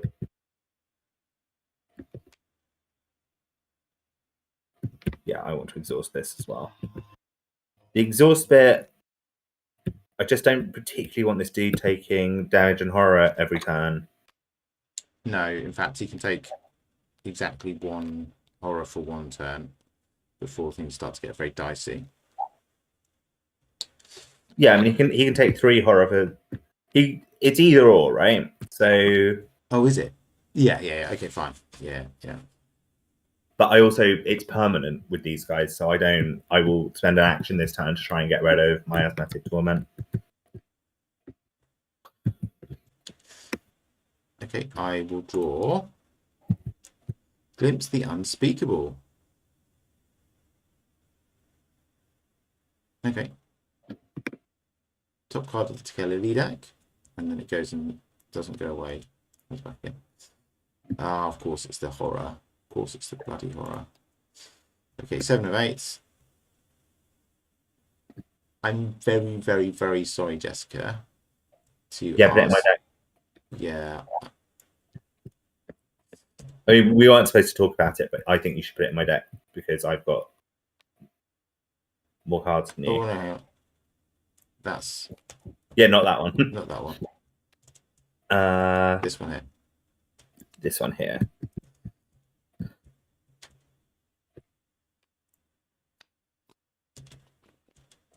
Oh. Okay, so actually what I should have done is just put that in your deck without apologising. Or put it in your deck and then apologised. Yes. You shouldn't have asked me permission. No. I apologise for asking permission. Suck it up. This Tekelli card is all you're good for, etc., etc.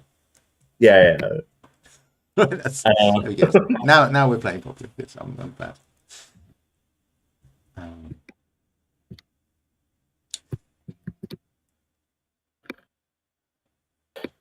Okay.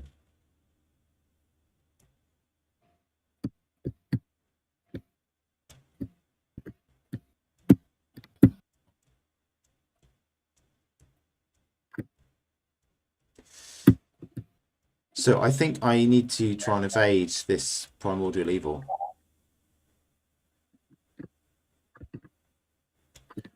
Yes. Why don't you do that first? Because my turn is going to be exploring one way or another. Yeah, and actually, if I can't get away from this primordial evil, I will need to be asking for help. Yeah. So you take your turn first. It seems quite unlikely. I guess you're only at a 2, but like, I'm going to commit 1 ward of protection to it. So I'm with 3 versus 1. I really, really hope this works. Oh. I will do the same thing again. what was your? You were 3 versus 1. Okay. And were you only failing by 1 there, Dave? I think I fell by 2, right? 3 versus 1. It was a you only minus. go down to 0, right? Oh. So you must have only been failing by 1. Correct. So Granny Orm comes to your rescue. Oh my goodness, Granny Orm! What a massive legend. I'm never going to say that she smells weird ever again. Fantastic. Okay, good. She's an investigator at my location, which I fucking love. Ah, yes. Ah, she came through for me. I'm very glad that I encouraged you to put Granny Orm in your deck. I'm enjoying Granny Orm a lot. I think she's only fired a couple of times, but both those times have felt really good. Yeah, I mean, I feel pretty happy about the state of the world right now. Okay. That's my first action. Okay. For my second action, I'm going to move to the Prison of Memories. Okay. Whereupon I will get engaged by Lost Researcher. Sure. I'm not going to move to my threat area because I'm immediately going to try and parlay it. Committing Guts. So I use willpower to parlay it, I think. Yeah, so I'm trying to beat 3 and I'm 4 up. Do I want to commit anything else?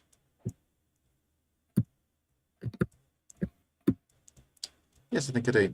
I'm going to commit my spare copy of Summon Servitor, so I'm 5 up. I'm not sure there's a -5 in the bag, is there? That's probably a waste of a card. There's a -5. I think there's a -5. There is a -5. Okay. Sure. I don't think there is. I don't think there's a -5. There's a -4, but not a -5. Okay. I mean, obviously there's an auto fail, but yeah. And you could get a -4 and a frost token. That's a thing that could happen. My friend Avery has got some words to say about that. Fair enough. Sick. There we go. Okay, off you go, Lost Researcher. It's quite enough of you. Thank you very much. Oh, the researcher was abandoned to madness, so it was actually trying to be a 4, not a 3. But you still beat it. I still beat it, so there we go. My turn. Evade, move, parlay. Yes, but the Summon Servitor is going to investigate the Riverview Theatre. Sure. 4 versus 1. And that, I think that's draw another 1. Okay. That is dead. Why did you draw 1 after the cultist? Oh, sorry. I didn't need to at all. The cultist does often draw another token. I think the scenario I was playing yesterday, the cultist was draw another token and then something bad happens if you fail. So that's why. Cool. So you succeeded. Yeah. Did I think I also succeeded by 2, didn't I, with the evade? No, it was a -2 and I was trying to beat a 4. No, hang on. The parlay. I'm thinking not the evade. The parlay, I was trying to beat a 3 with a 7. I got -2, but there was no. I don't get to try trigger Lucky Cigarette Case. It's the long and short of it. You can have your go now. Thank you.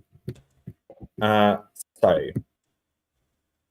without giving the game away too much, my gut tells me the thing to do would be to go to the base camp and trigger the Mirage thing there, rather than triggering a new one from the Prison of Memories.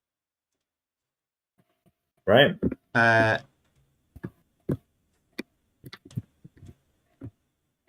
Yes. Yeah. I believe that's the case. And because there's already... Yeah, that we flipped the base camp over already, and there were options for what we can put into play, if I remember rightly. Do you want to do something about poor Rold's struggles with the miasmic torment? Yes, but not till towards the end of my turn when I have the best chance of actually doing it successfully. Okay, of course. So I'm fairly certain that flipping this is a free action. Yes, it is, yeah. Let's just spend 2 clues. So I will do that, and then I will spend my third and possibly fourth actions attempting to help my friend. Yep. Oh, I did forget to draw... No, never mind. Okay. What do we use this guts for? I'm sorry, Jessica, we're getting to the time of the evening where I start to get a bit confused about everything. I don't know where that guts came from, Dave. I think it was a while ago. I don't think it was this time. So I've spent 2 clues. I'm going to go with, and this is my gut talking, the deserted station, because I think it's the place we're most likely to find Avery Claypool's memories. Okay. I've remembered that the guts was from the parley ability, so I have drawn the card that I should have got from it. Okay.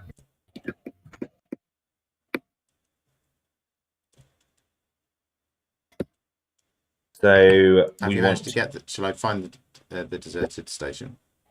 I'm sorry, I just left that to you. That was very rude of me. What did you do? I left finding it to you. I just went, we need this, and then waited for you to do it, which was a rude.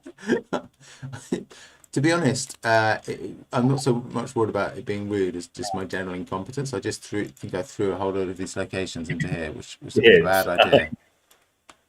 Come out, deserted station, wherever you are. I've got it. Okay, cool. And I could be completely wrong about this. I'm just like, it would be nice to get the upgraded Avery Claypool because we're playing him in every scenario. Oh, this is good strategic thinking. I like it. And also, we've got him with us, which will make it easier to do the research. Yeah.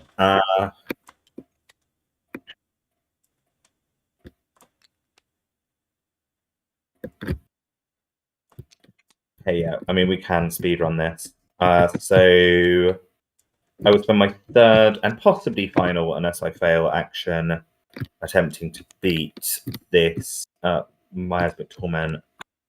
Probably my final action, because I will be doing it at a 4 versus 2. A 5 versus 3, even. That's how numbers work. So I'm getting +1 from Granny Orn and +1 from Quick Learner, and I'm at 3 already, and it's a 3. Hello. Okay, cool. And it's gone. Great. It feels wrong to only have 3 actions in a turn, but it's actually not. It's the normal number of actions an investigator has.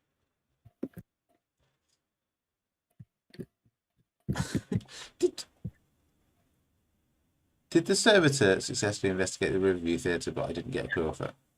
Yes, that is what happened. Yeah. Cool.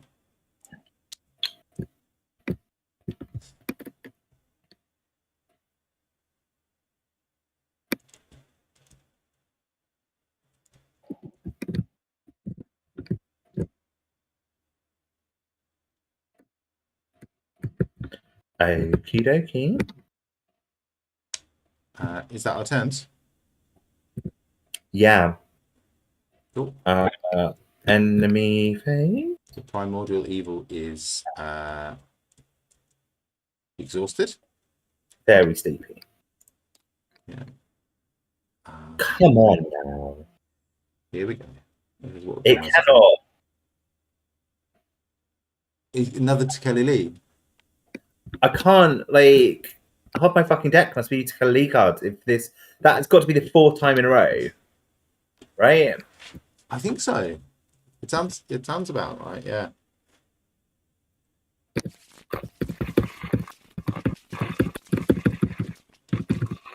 Shuffled it. It's definitely like the 4th time in a row. They just keep coming, and I'm going to have one less action this turn as a result, which is really frustrating. I'm sorry about that. Do you need any healing happening to you anytime soon, Jessica? You really don't, Absolutely. do you? Literally none. None at all. Okay. I would be fine for getting the absolute shit kicked out of me for like several turns. What? This stage in the game. Okay, noted.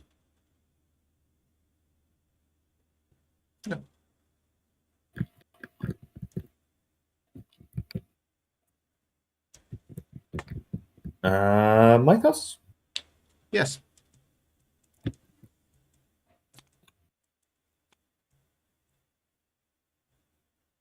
Okay, I should draw the top card of the Tekeli deck. Loving these. You should. Oh, you have. Oh, it's another one of those. Yeah. You can't talk to me about it.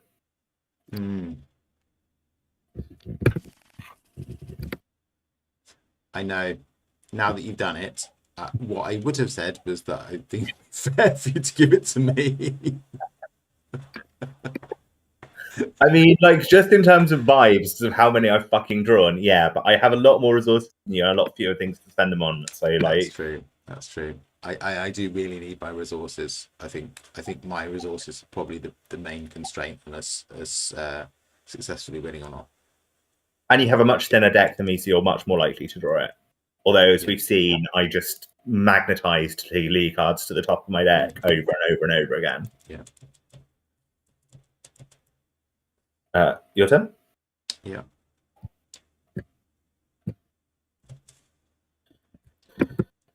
Indeed it is. Okay, so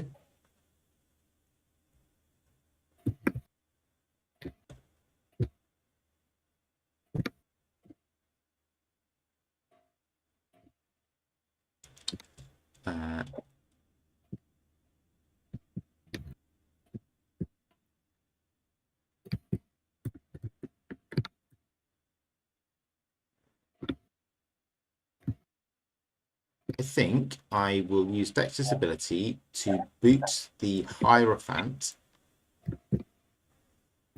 and put Hollowed Chalice into play.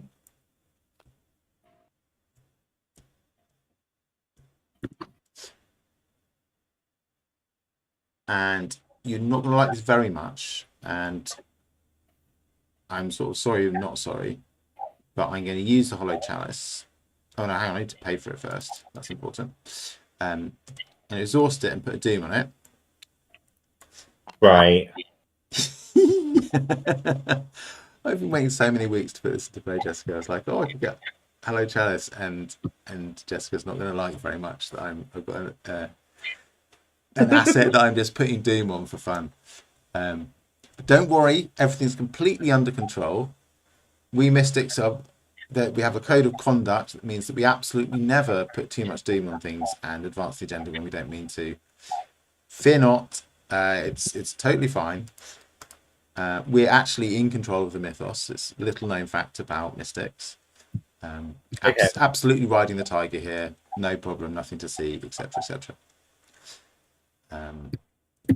Anyway, what I have done is stop myself from dying, so that's I think that's pretty good. Yeah. We want to get down to this deserted station. Yeah, I'm going to move twice. There. 1, 2. two. I think that's the play. And then I have a spare action. I'm not quite sure what to do with it there.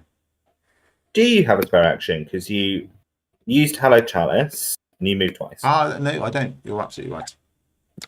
Not to be meanie. If anyone's the meanie here, it's the rules of the game, Jessica. You're just a mere interlocutor for them. Okay, I'm going to move down here. Yeah. And then as a group... Spend clues.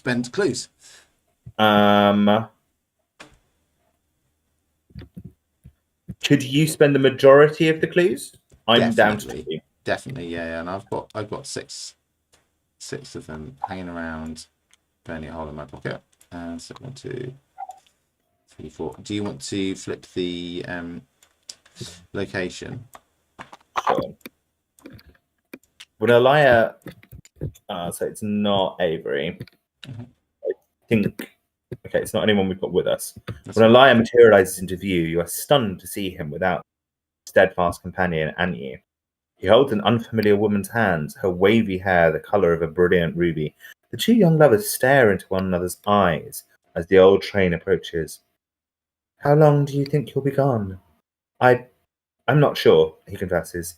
It's a lengthy journey. Alaska is a hell of a big place. So, this is goodbye then, the woman says. She wipes angry tears from her eyes. Will you write? I'll try, but... Right, she says, understanding. The train pulls into the station, its piercing squeal muffling their words. You fool! She leans up and kisses his cheek. You are a fool, Elia. I know, he replies. Put the set-aside Alaskan Wilds location to play. Flip this card back over. Okay, I think I did the goddamn best I could have with trying to pick Avery Claypool's place, but don't worry, we've got a good dog story on our hands. Yeah, I seem to remember Elia being useful at least once to us already. Yeah, I think so. Would you like to know right now what he does? Yes, please. He is an evader. 3 secrets, and you use a secret to evade with a basic skill of 5, and you get a free move if you succeed. So basically, he sets the dogs and you, the dog, on enemy. If you need him to. The summon servitor would like a word with us. I've got. Oh yeah, you want to do some servitor? I've got 1 action left after that.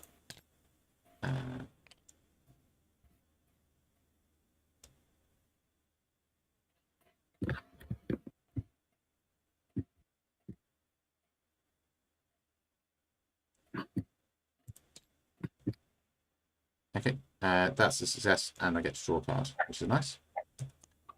Don't you want to return the Hello Chalice to your hand? No, definitely not. No. Okay.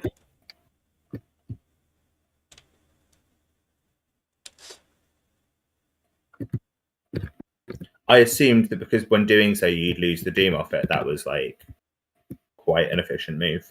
I don't know enough how to play your investigator. It is an efficient move, but the Dexter's ability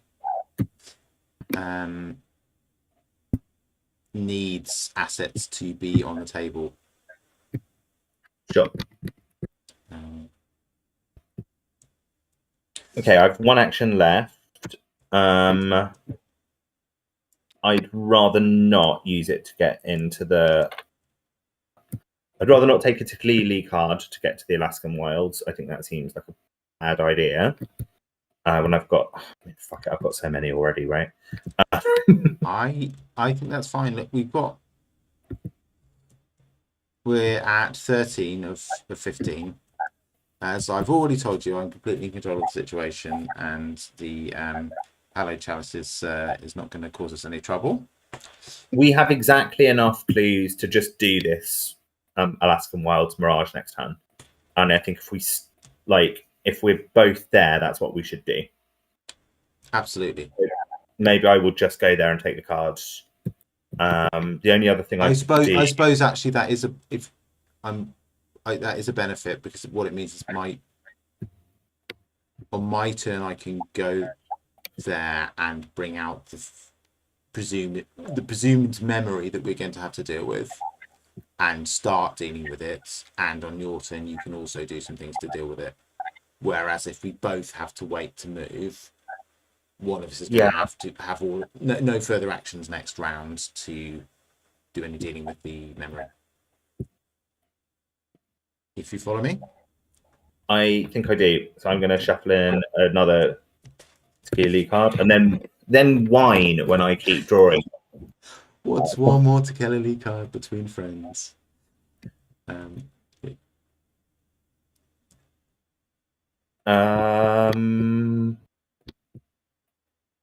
It's the enemy phase, and the primordial evil should have been readied last turn, and now it's prisoner of memories. Okay. Is it going to happen again, Dave? Is it going to happen again? No! Oh, wow. Something that isn't a Tequila card. It's not a very useful something. Oh, look what I've drawn. Oh, no. Oh. So, you may recall, long time ago when we first started playing this game, that in the upkeep phase you draw a card and take a resource, and you can choose to do that in any order. It's always best to draw the card first. Yes. And then take a resource. The mod just does it at the same time. However, I'm going to keep one of my resources. Yeah, I think that's reasonable. Yeah.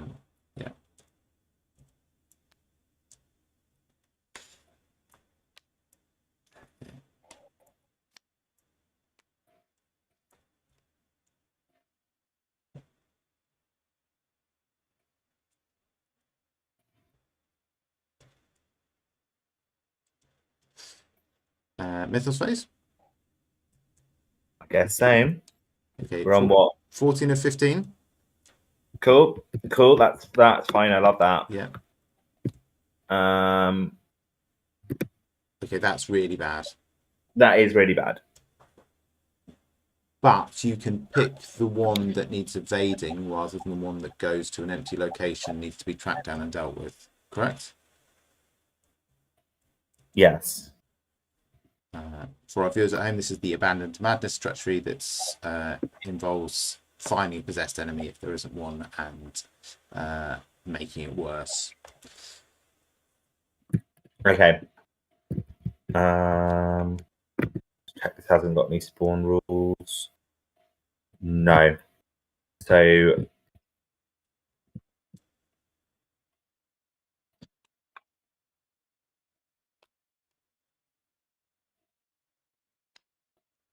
extremely irritating. I should stop doing that.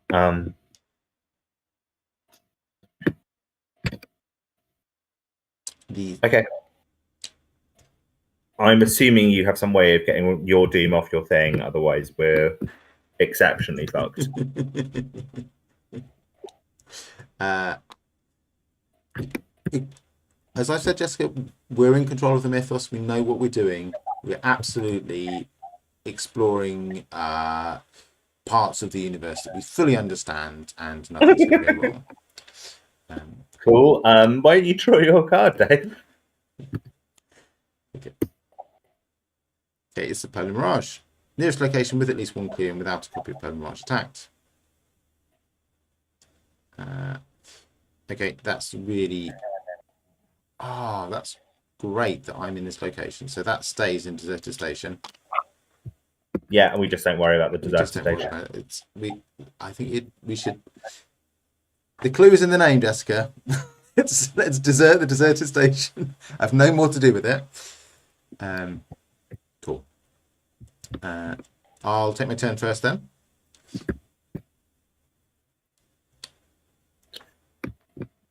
Might I suggest that I take mine first instead? Because we absolutely need to deal with this frenzied explorer, right? And if I fail to, you should. Do you have 4 clues? No, I've got 2 clues. And we all need to be in the same place, don't we? We need, yeah, Right. we want to get the thing out. But isn't that okay? Okay, take your time first. And I'm relatively confident of dealing with this frenzied explorer. Mm-hmm.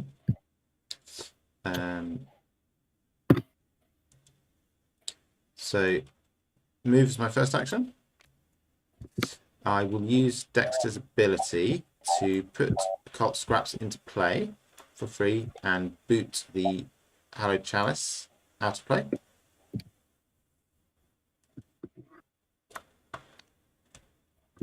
Take us down to 14 and 15 doom.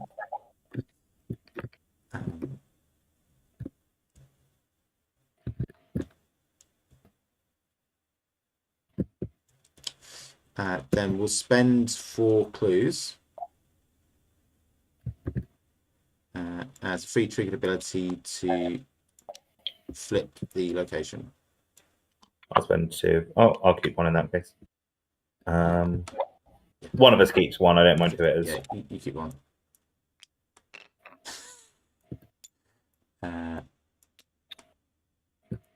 Let's do this. Okay. Elias sits huddled up against a tree, a torrent of snow falling around him. In his arms, Anu whines. Blood soaks his glove, staining the dog's fur red as he holds her tight. I know, girl, he chants. I know. We are going to be okay. You and me, girl, Anu, right? That was your name. The dog peers up into his eyes. We will be okay, Anu. I promise you. If Elia Ajavak is alive, Spawn sets aside memory of a hunt gone awry, enemy at this location, and then flip the card back over.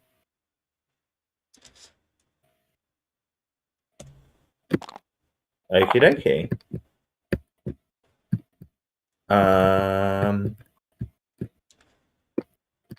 I think it's this top one. Here it is. It's about as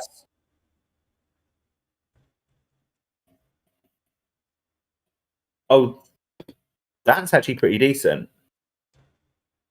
Oh, it's not great. Jesus, we can only evade it once per round, and we don't have a lot of rounds left. Mm-hmm.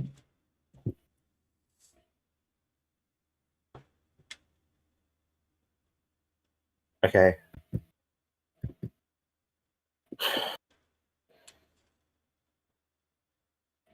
Do you think you can evade it once? Yeah, I'm pretty confident I can evade it once. Do you think you can maybe do some damage to it as well?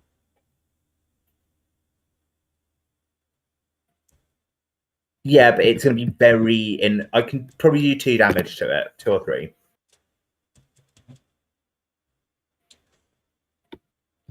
Don't think I've also got to get rid of this Frenzied Explorer.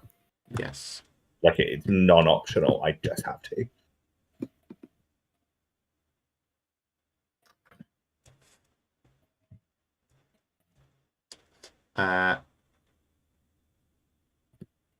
I'm very happy for it to spawn engage with me.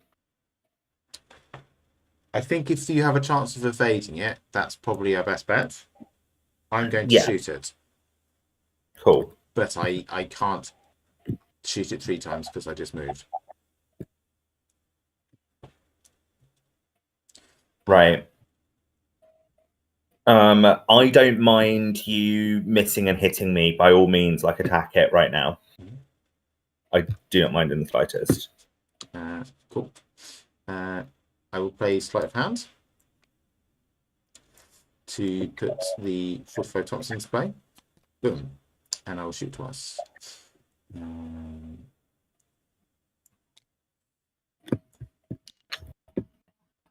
So I am at 7 versus whatever it is. Versus 5. Oh my goodness, that's not actually very good.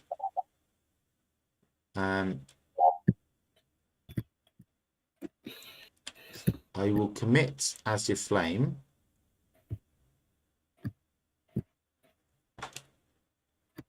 Is that a bad idea?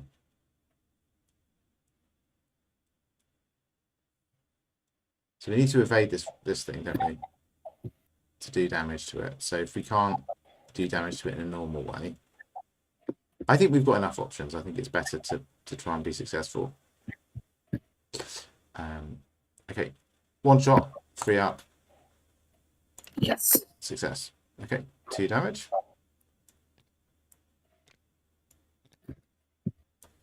Okay, second shot, committing ward of protection this time.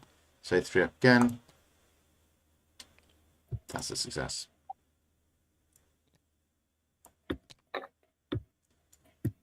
Cool, and that's my turn. And the Thompson comes back into my hand because I played sleight of hand to get. Okay. Okay.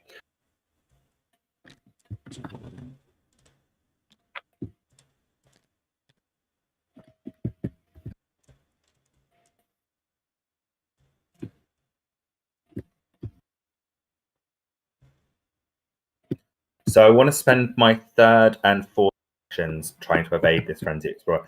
I have to evade this by 2 or more, or we lose the game. I can't just kill it. I have to evade it. I have to evade it by 2 or more. That's correct.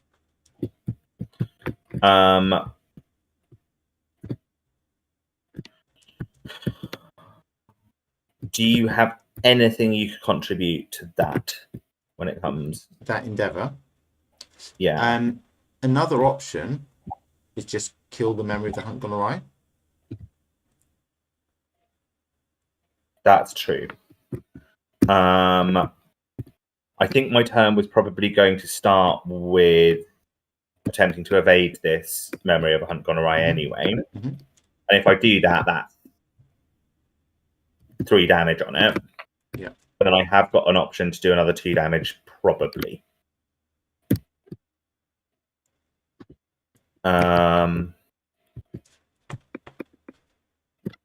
Yeah, that's probably our best bet, isn't it?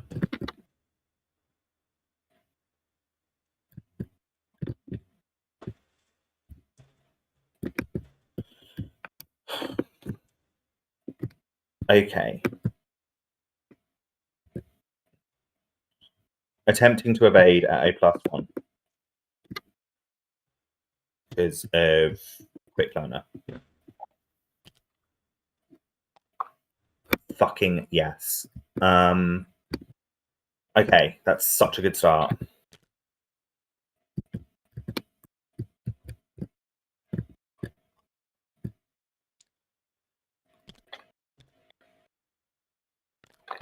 It's if you successfully evaded by 3 or more, you do 3 damage to it. Oh, okay. I wouldn't have done that if I'd... Like, I wouldn't have just tried to evade it. I thought it was evade it by any number. Can I completely replan my turn? Yeah, of course you can, yeah. You presumably can't... Like, we need to evade it. Oh, for sake. I don't know if we can do it. Why is that? Well, I think our chances of doing it are much, much less if I've got to evade it by 3 or more. Okay. Do you want to just try and do damage to it instead? Like, the best way to do damage to it is still to evade it at the end. I just think the odds are low. I'm just saying, like, I'm not saying we should do something different. I'm just saying I think the odds are really bad for pretty much everything that we're doing. I think that there are cards in your hand that are better options than trying to evade it. I know what you mean, but I don't actually think that... so I could throw a flashlight at it, and let's say the flashlight hits and I do 2 damage. I could then install an old keyring and throw an old keyring at it, and that might hit, and it would do 2 damage. And I guess I might do 1 damage on the third. I guess I have 2 pops at doing it, but like my attack is pretty terrible.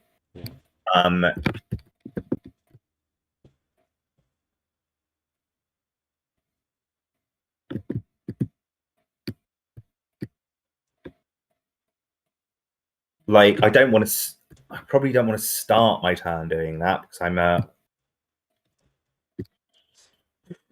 So Okay, I think let's work backwards. This scenario ends if you do not successfully evade the Frenzied Explorer by 2 or more. Yeah. Yeah.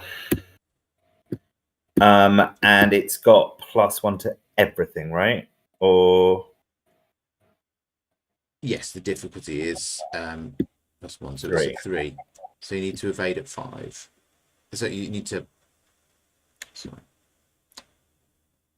Your modified skill value of the evade attempt needs to be 5.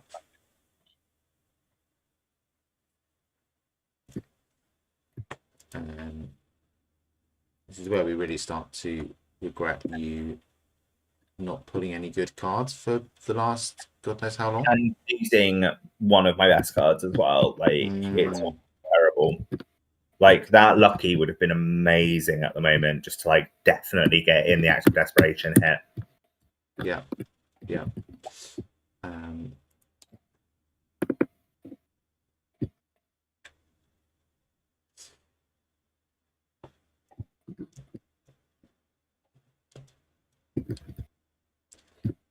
I've got absolutely nothing that helps me. No useful pips, nor do I. I've got useful pips for a fight action, not for a evade action.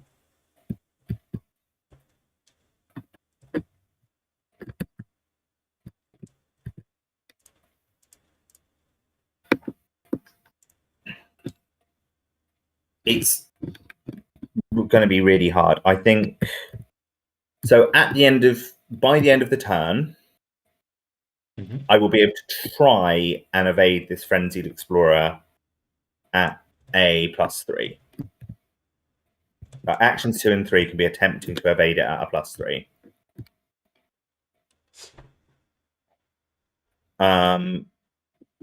As in you would be 3 up. I'd be 3 up. Yeah, 5 versus. So there are numbers that come out that make it work, but it seems unlikely, right? Yes, it does seem unlikely.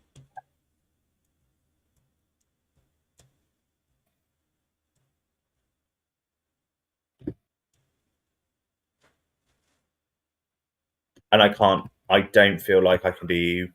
Actually, does it only? No, it's got. Hang on, how many damage do I need to do to it? Do I only need to do 2 damage to it? Am I being stupid? It's 3 per investigator. Why did I have it in my head that it takes 9 damage? I can kill this fucking thing. What am I doing? Just do 2 damage to it. Damage to this. Yeah. Okay. Sorry, that's why I was freaking out. I thought I had to do 5 damage to it, and I was like, I don't know how to do it. No, you don't. You need to do 2 damage to it. I'm going to save Active Desperation until towards the end of the turn still. Yes. And I'm going to go... I'm going to fail, actually. I'm going to almost certainly fail with my first attack, and that's fine. I did indeed fail with my first attack. This better not be a fucking Tequila card. Don't forget the Retaliate. Oh, I didn't even realize I had Retaliate, but it doesn't really matter very much to me at this stage of the game. Damage and 1 horror. We'll do your horror. Oh, you do horror. I'm micromanaging your board, which is a bad thing to do.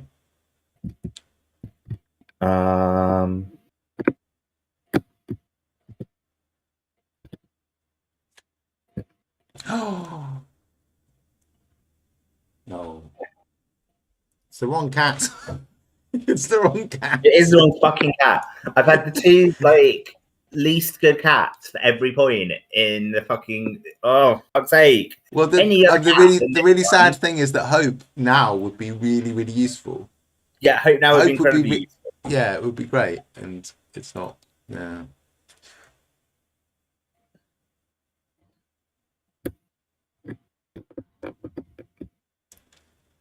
Actually, I think. Hang on.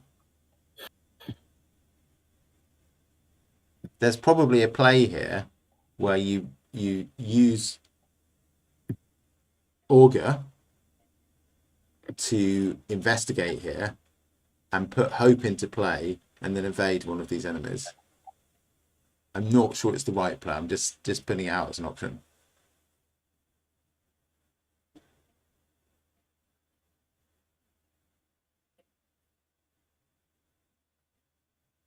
I'm not sure why I've not got hope in play right now. I can't remember what happened. I think you had to discard an asset. There was a treachery that made you discard an asset at some Yeah, point, and okay. hope went in discard pile.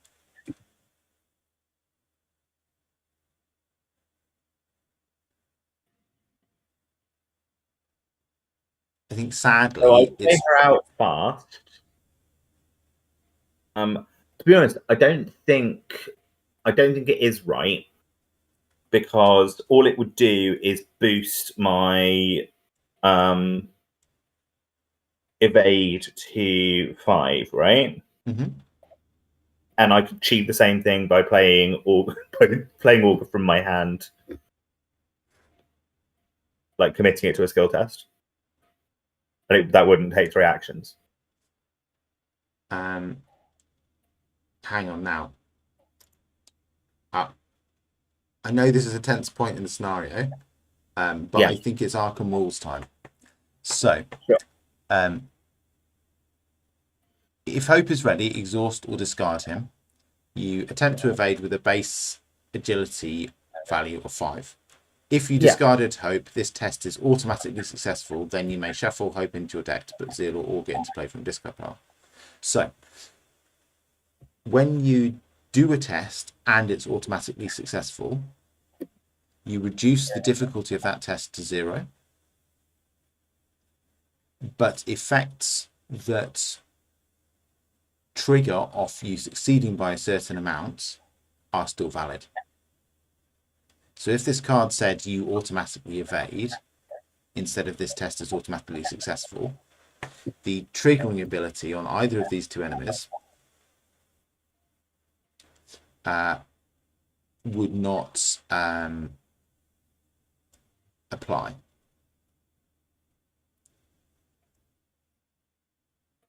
Because there isn't a test that has happened where you've succeeded by a certain amount. Evasion has just occurred.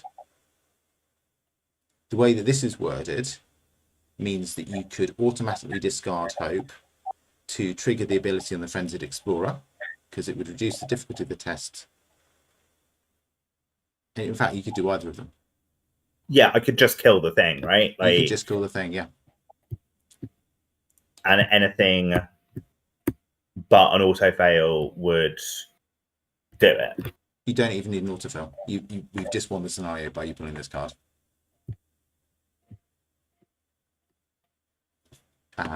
You'll take a couple of attacks of opportunity.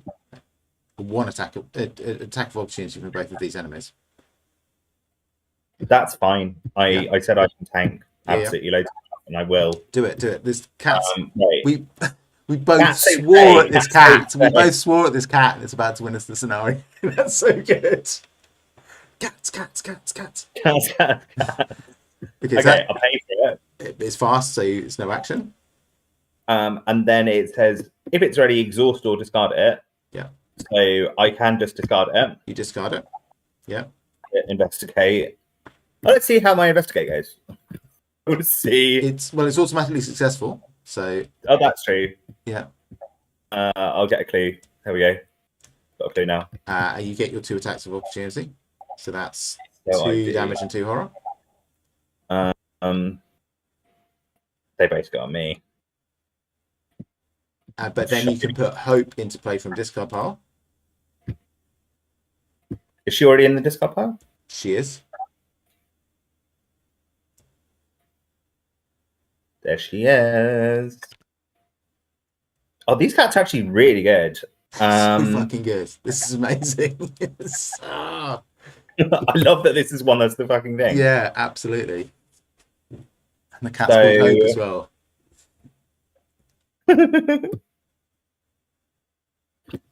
And I think we just use it to kill this memory of a hunt gone awry, right? Yes, absolutely. Because so you discard it, which means the test is automatically successful, and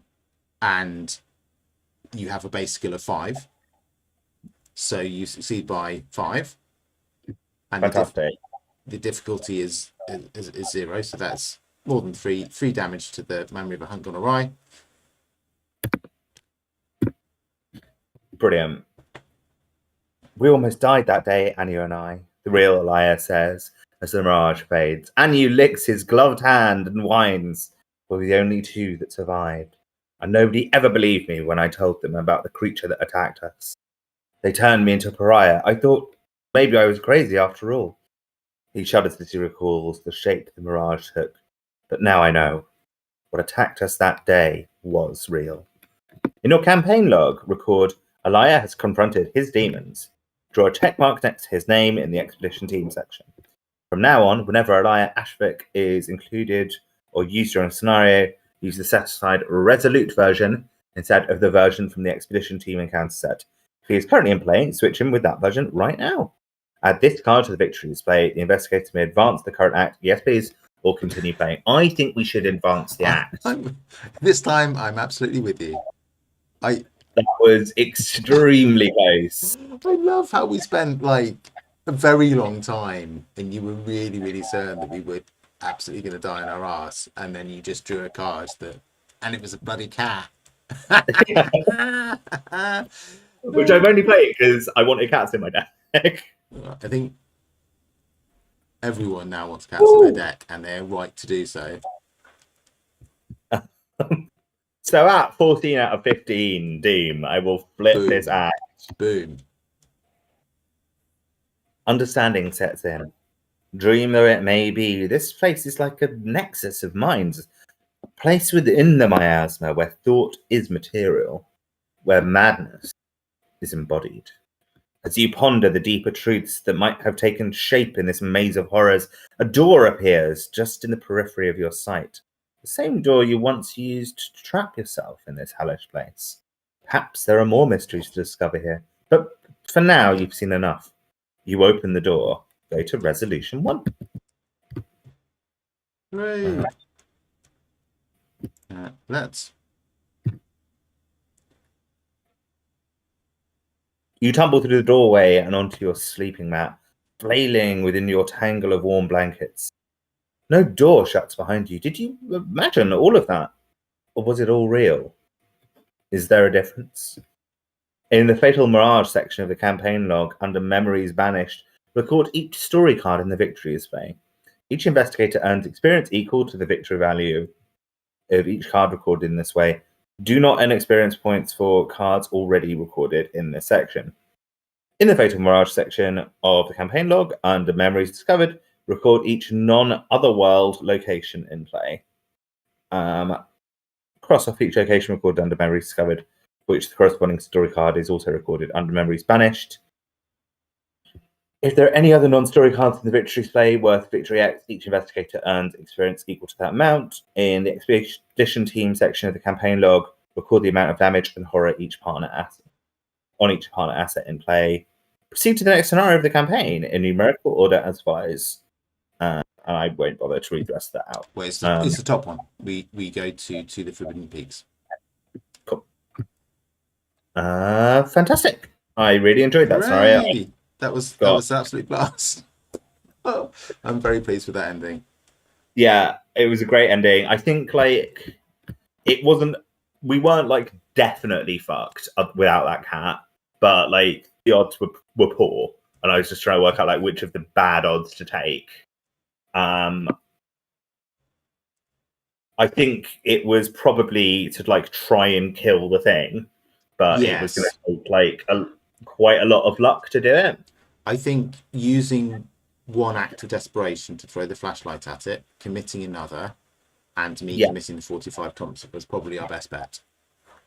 Yeah, that would probably have been it. And then if all of that fails, like I could have done that on like action 3, and then action 4 tried to evade the explorer, and that between those two things we might well have like gotten an extra turn to survive. But it was no sure thing. Yeah. And I would have been in some situation that I need to get some more economy in this deck. by the by. But I have a 45 Thompson in my hand and I can't use it because I don't have the economy to do anything with it. This is such a wonderfully constructed, designed, whatever scenario. I really like the digging into the narrative behind the partners and finding out a bit more about them. Yeah, of all of the campaigns that I played so far, this definitely has the most replayability. Yeah, like, I'm already eager to play it again, and I've not finished playing it. Same. Yeah, I absolutely want to have the story text from the scenario for each partner and like learn what their crack is and understand a bit more about it. And I can imagine playing it like repeatedly and getting like more and more attached to like different ones. Then if that one happens to like die during a campaign, like I could see it being in the same. But do you ever play XCOM and get like really attached to like a specific soldier? A bit, yeah. No, I do. Yeah, and then you don't want to like put them in harm's way ever, so it's all a bit pointless. Should we have a look at the two resolutes that we've? Yes, let's do it. So we had Elia and Amy, right? Yeah. There's Amy, and there's Elia.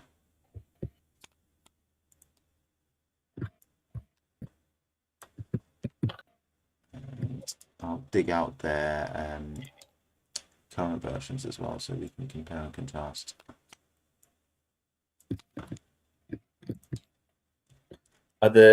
Oh yeah, cool.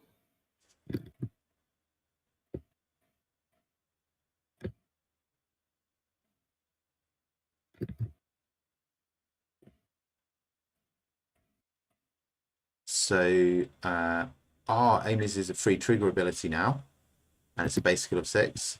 That's really good. Yeah. This one's also a free trigger ability. It's basically the same upgrade. I bet he's got a bit more beefy as well. Oh, they both have. And they've got updated flavor text as well, which actually is possibly my favorite thing about it. So Elias saying, I knew this place is all wrong. And then he's saying, the beings that built this place, did they create this too? So these are both really strong now. Yes. Specifically turning it into a free action ability, I think, makes a huge amount of difference. Yeah, I think I've been a bit rude about Amy's ability before, but I'm not now. I'm really not that lovely as a free trigger. Yeah, I'm in a low intellect investigator. I could see myself taking Amy's.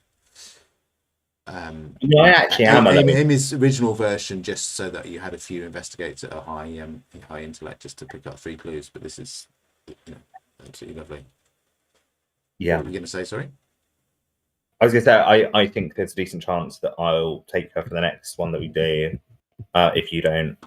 Yeah. So the evade's pretty good on Elia as well. Like, we've been doing so well with getting rid of those frost tokens with Avery. I'm a little bit sad that I didn't find Avery's updated version, but I think there's only so much I had to make an educated guess about where we might find him, and I think that I couldn't have done it any better. Yeah. I'm just going to point you back to the scenario booklet, which will tell you that there are actually 3 times that you could have played this this scenario. So you will have an opportunity to chase down those memories before this campaign is finished. Yeah. Like my prior experiences, it's I don't think it's possible to get all of them. So how many companions are there? There's a lot, aren't there, altogether? Yeah, there are a lot. 2, 3, 4, 5, 6, 7, 8. There's 9 altogether. So we've managed 2 in this scenario. If we do this well, each time we'll still only have 6 of the 9. Yeah. 6 of the 9 would be good. Like, we don't need them all to be upgraded. And the ones, I mean, lots of them are dead. Yeah. So we won't get those ones upgraded.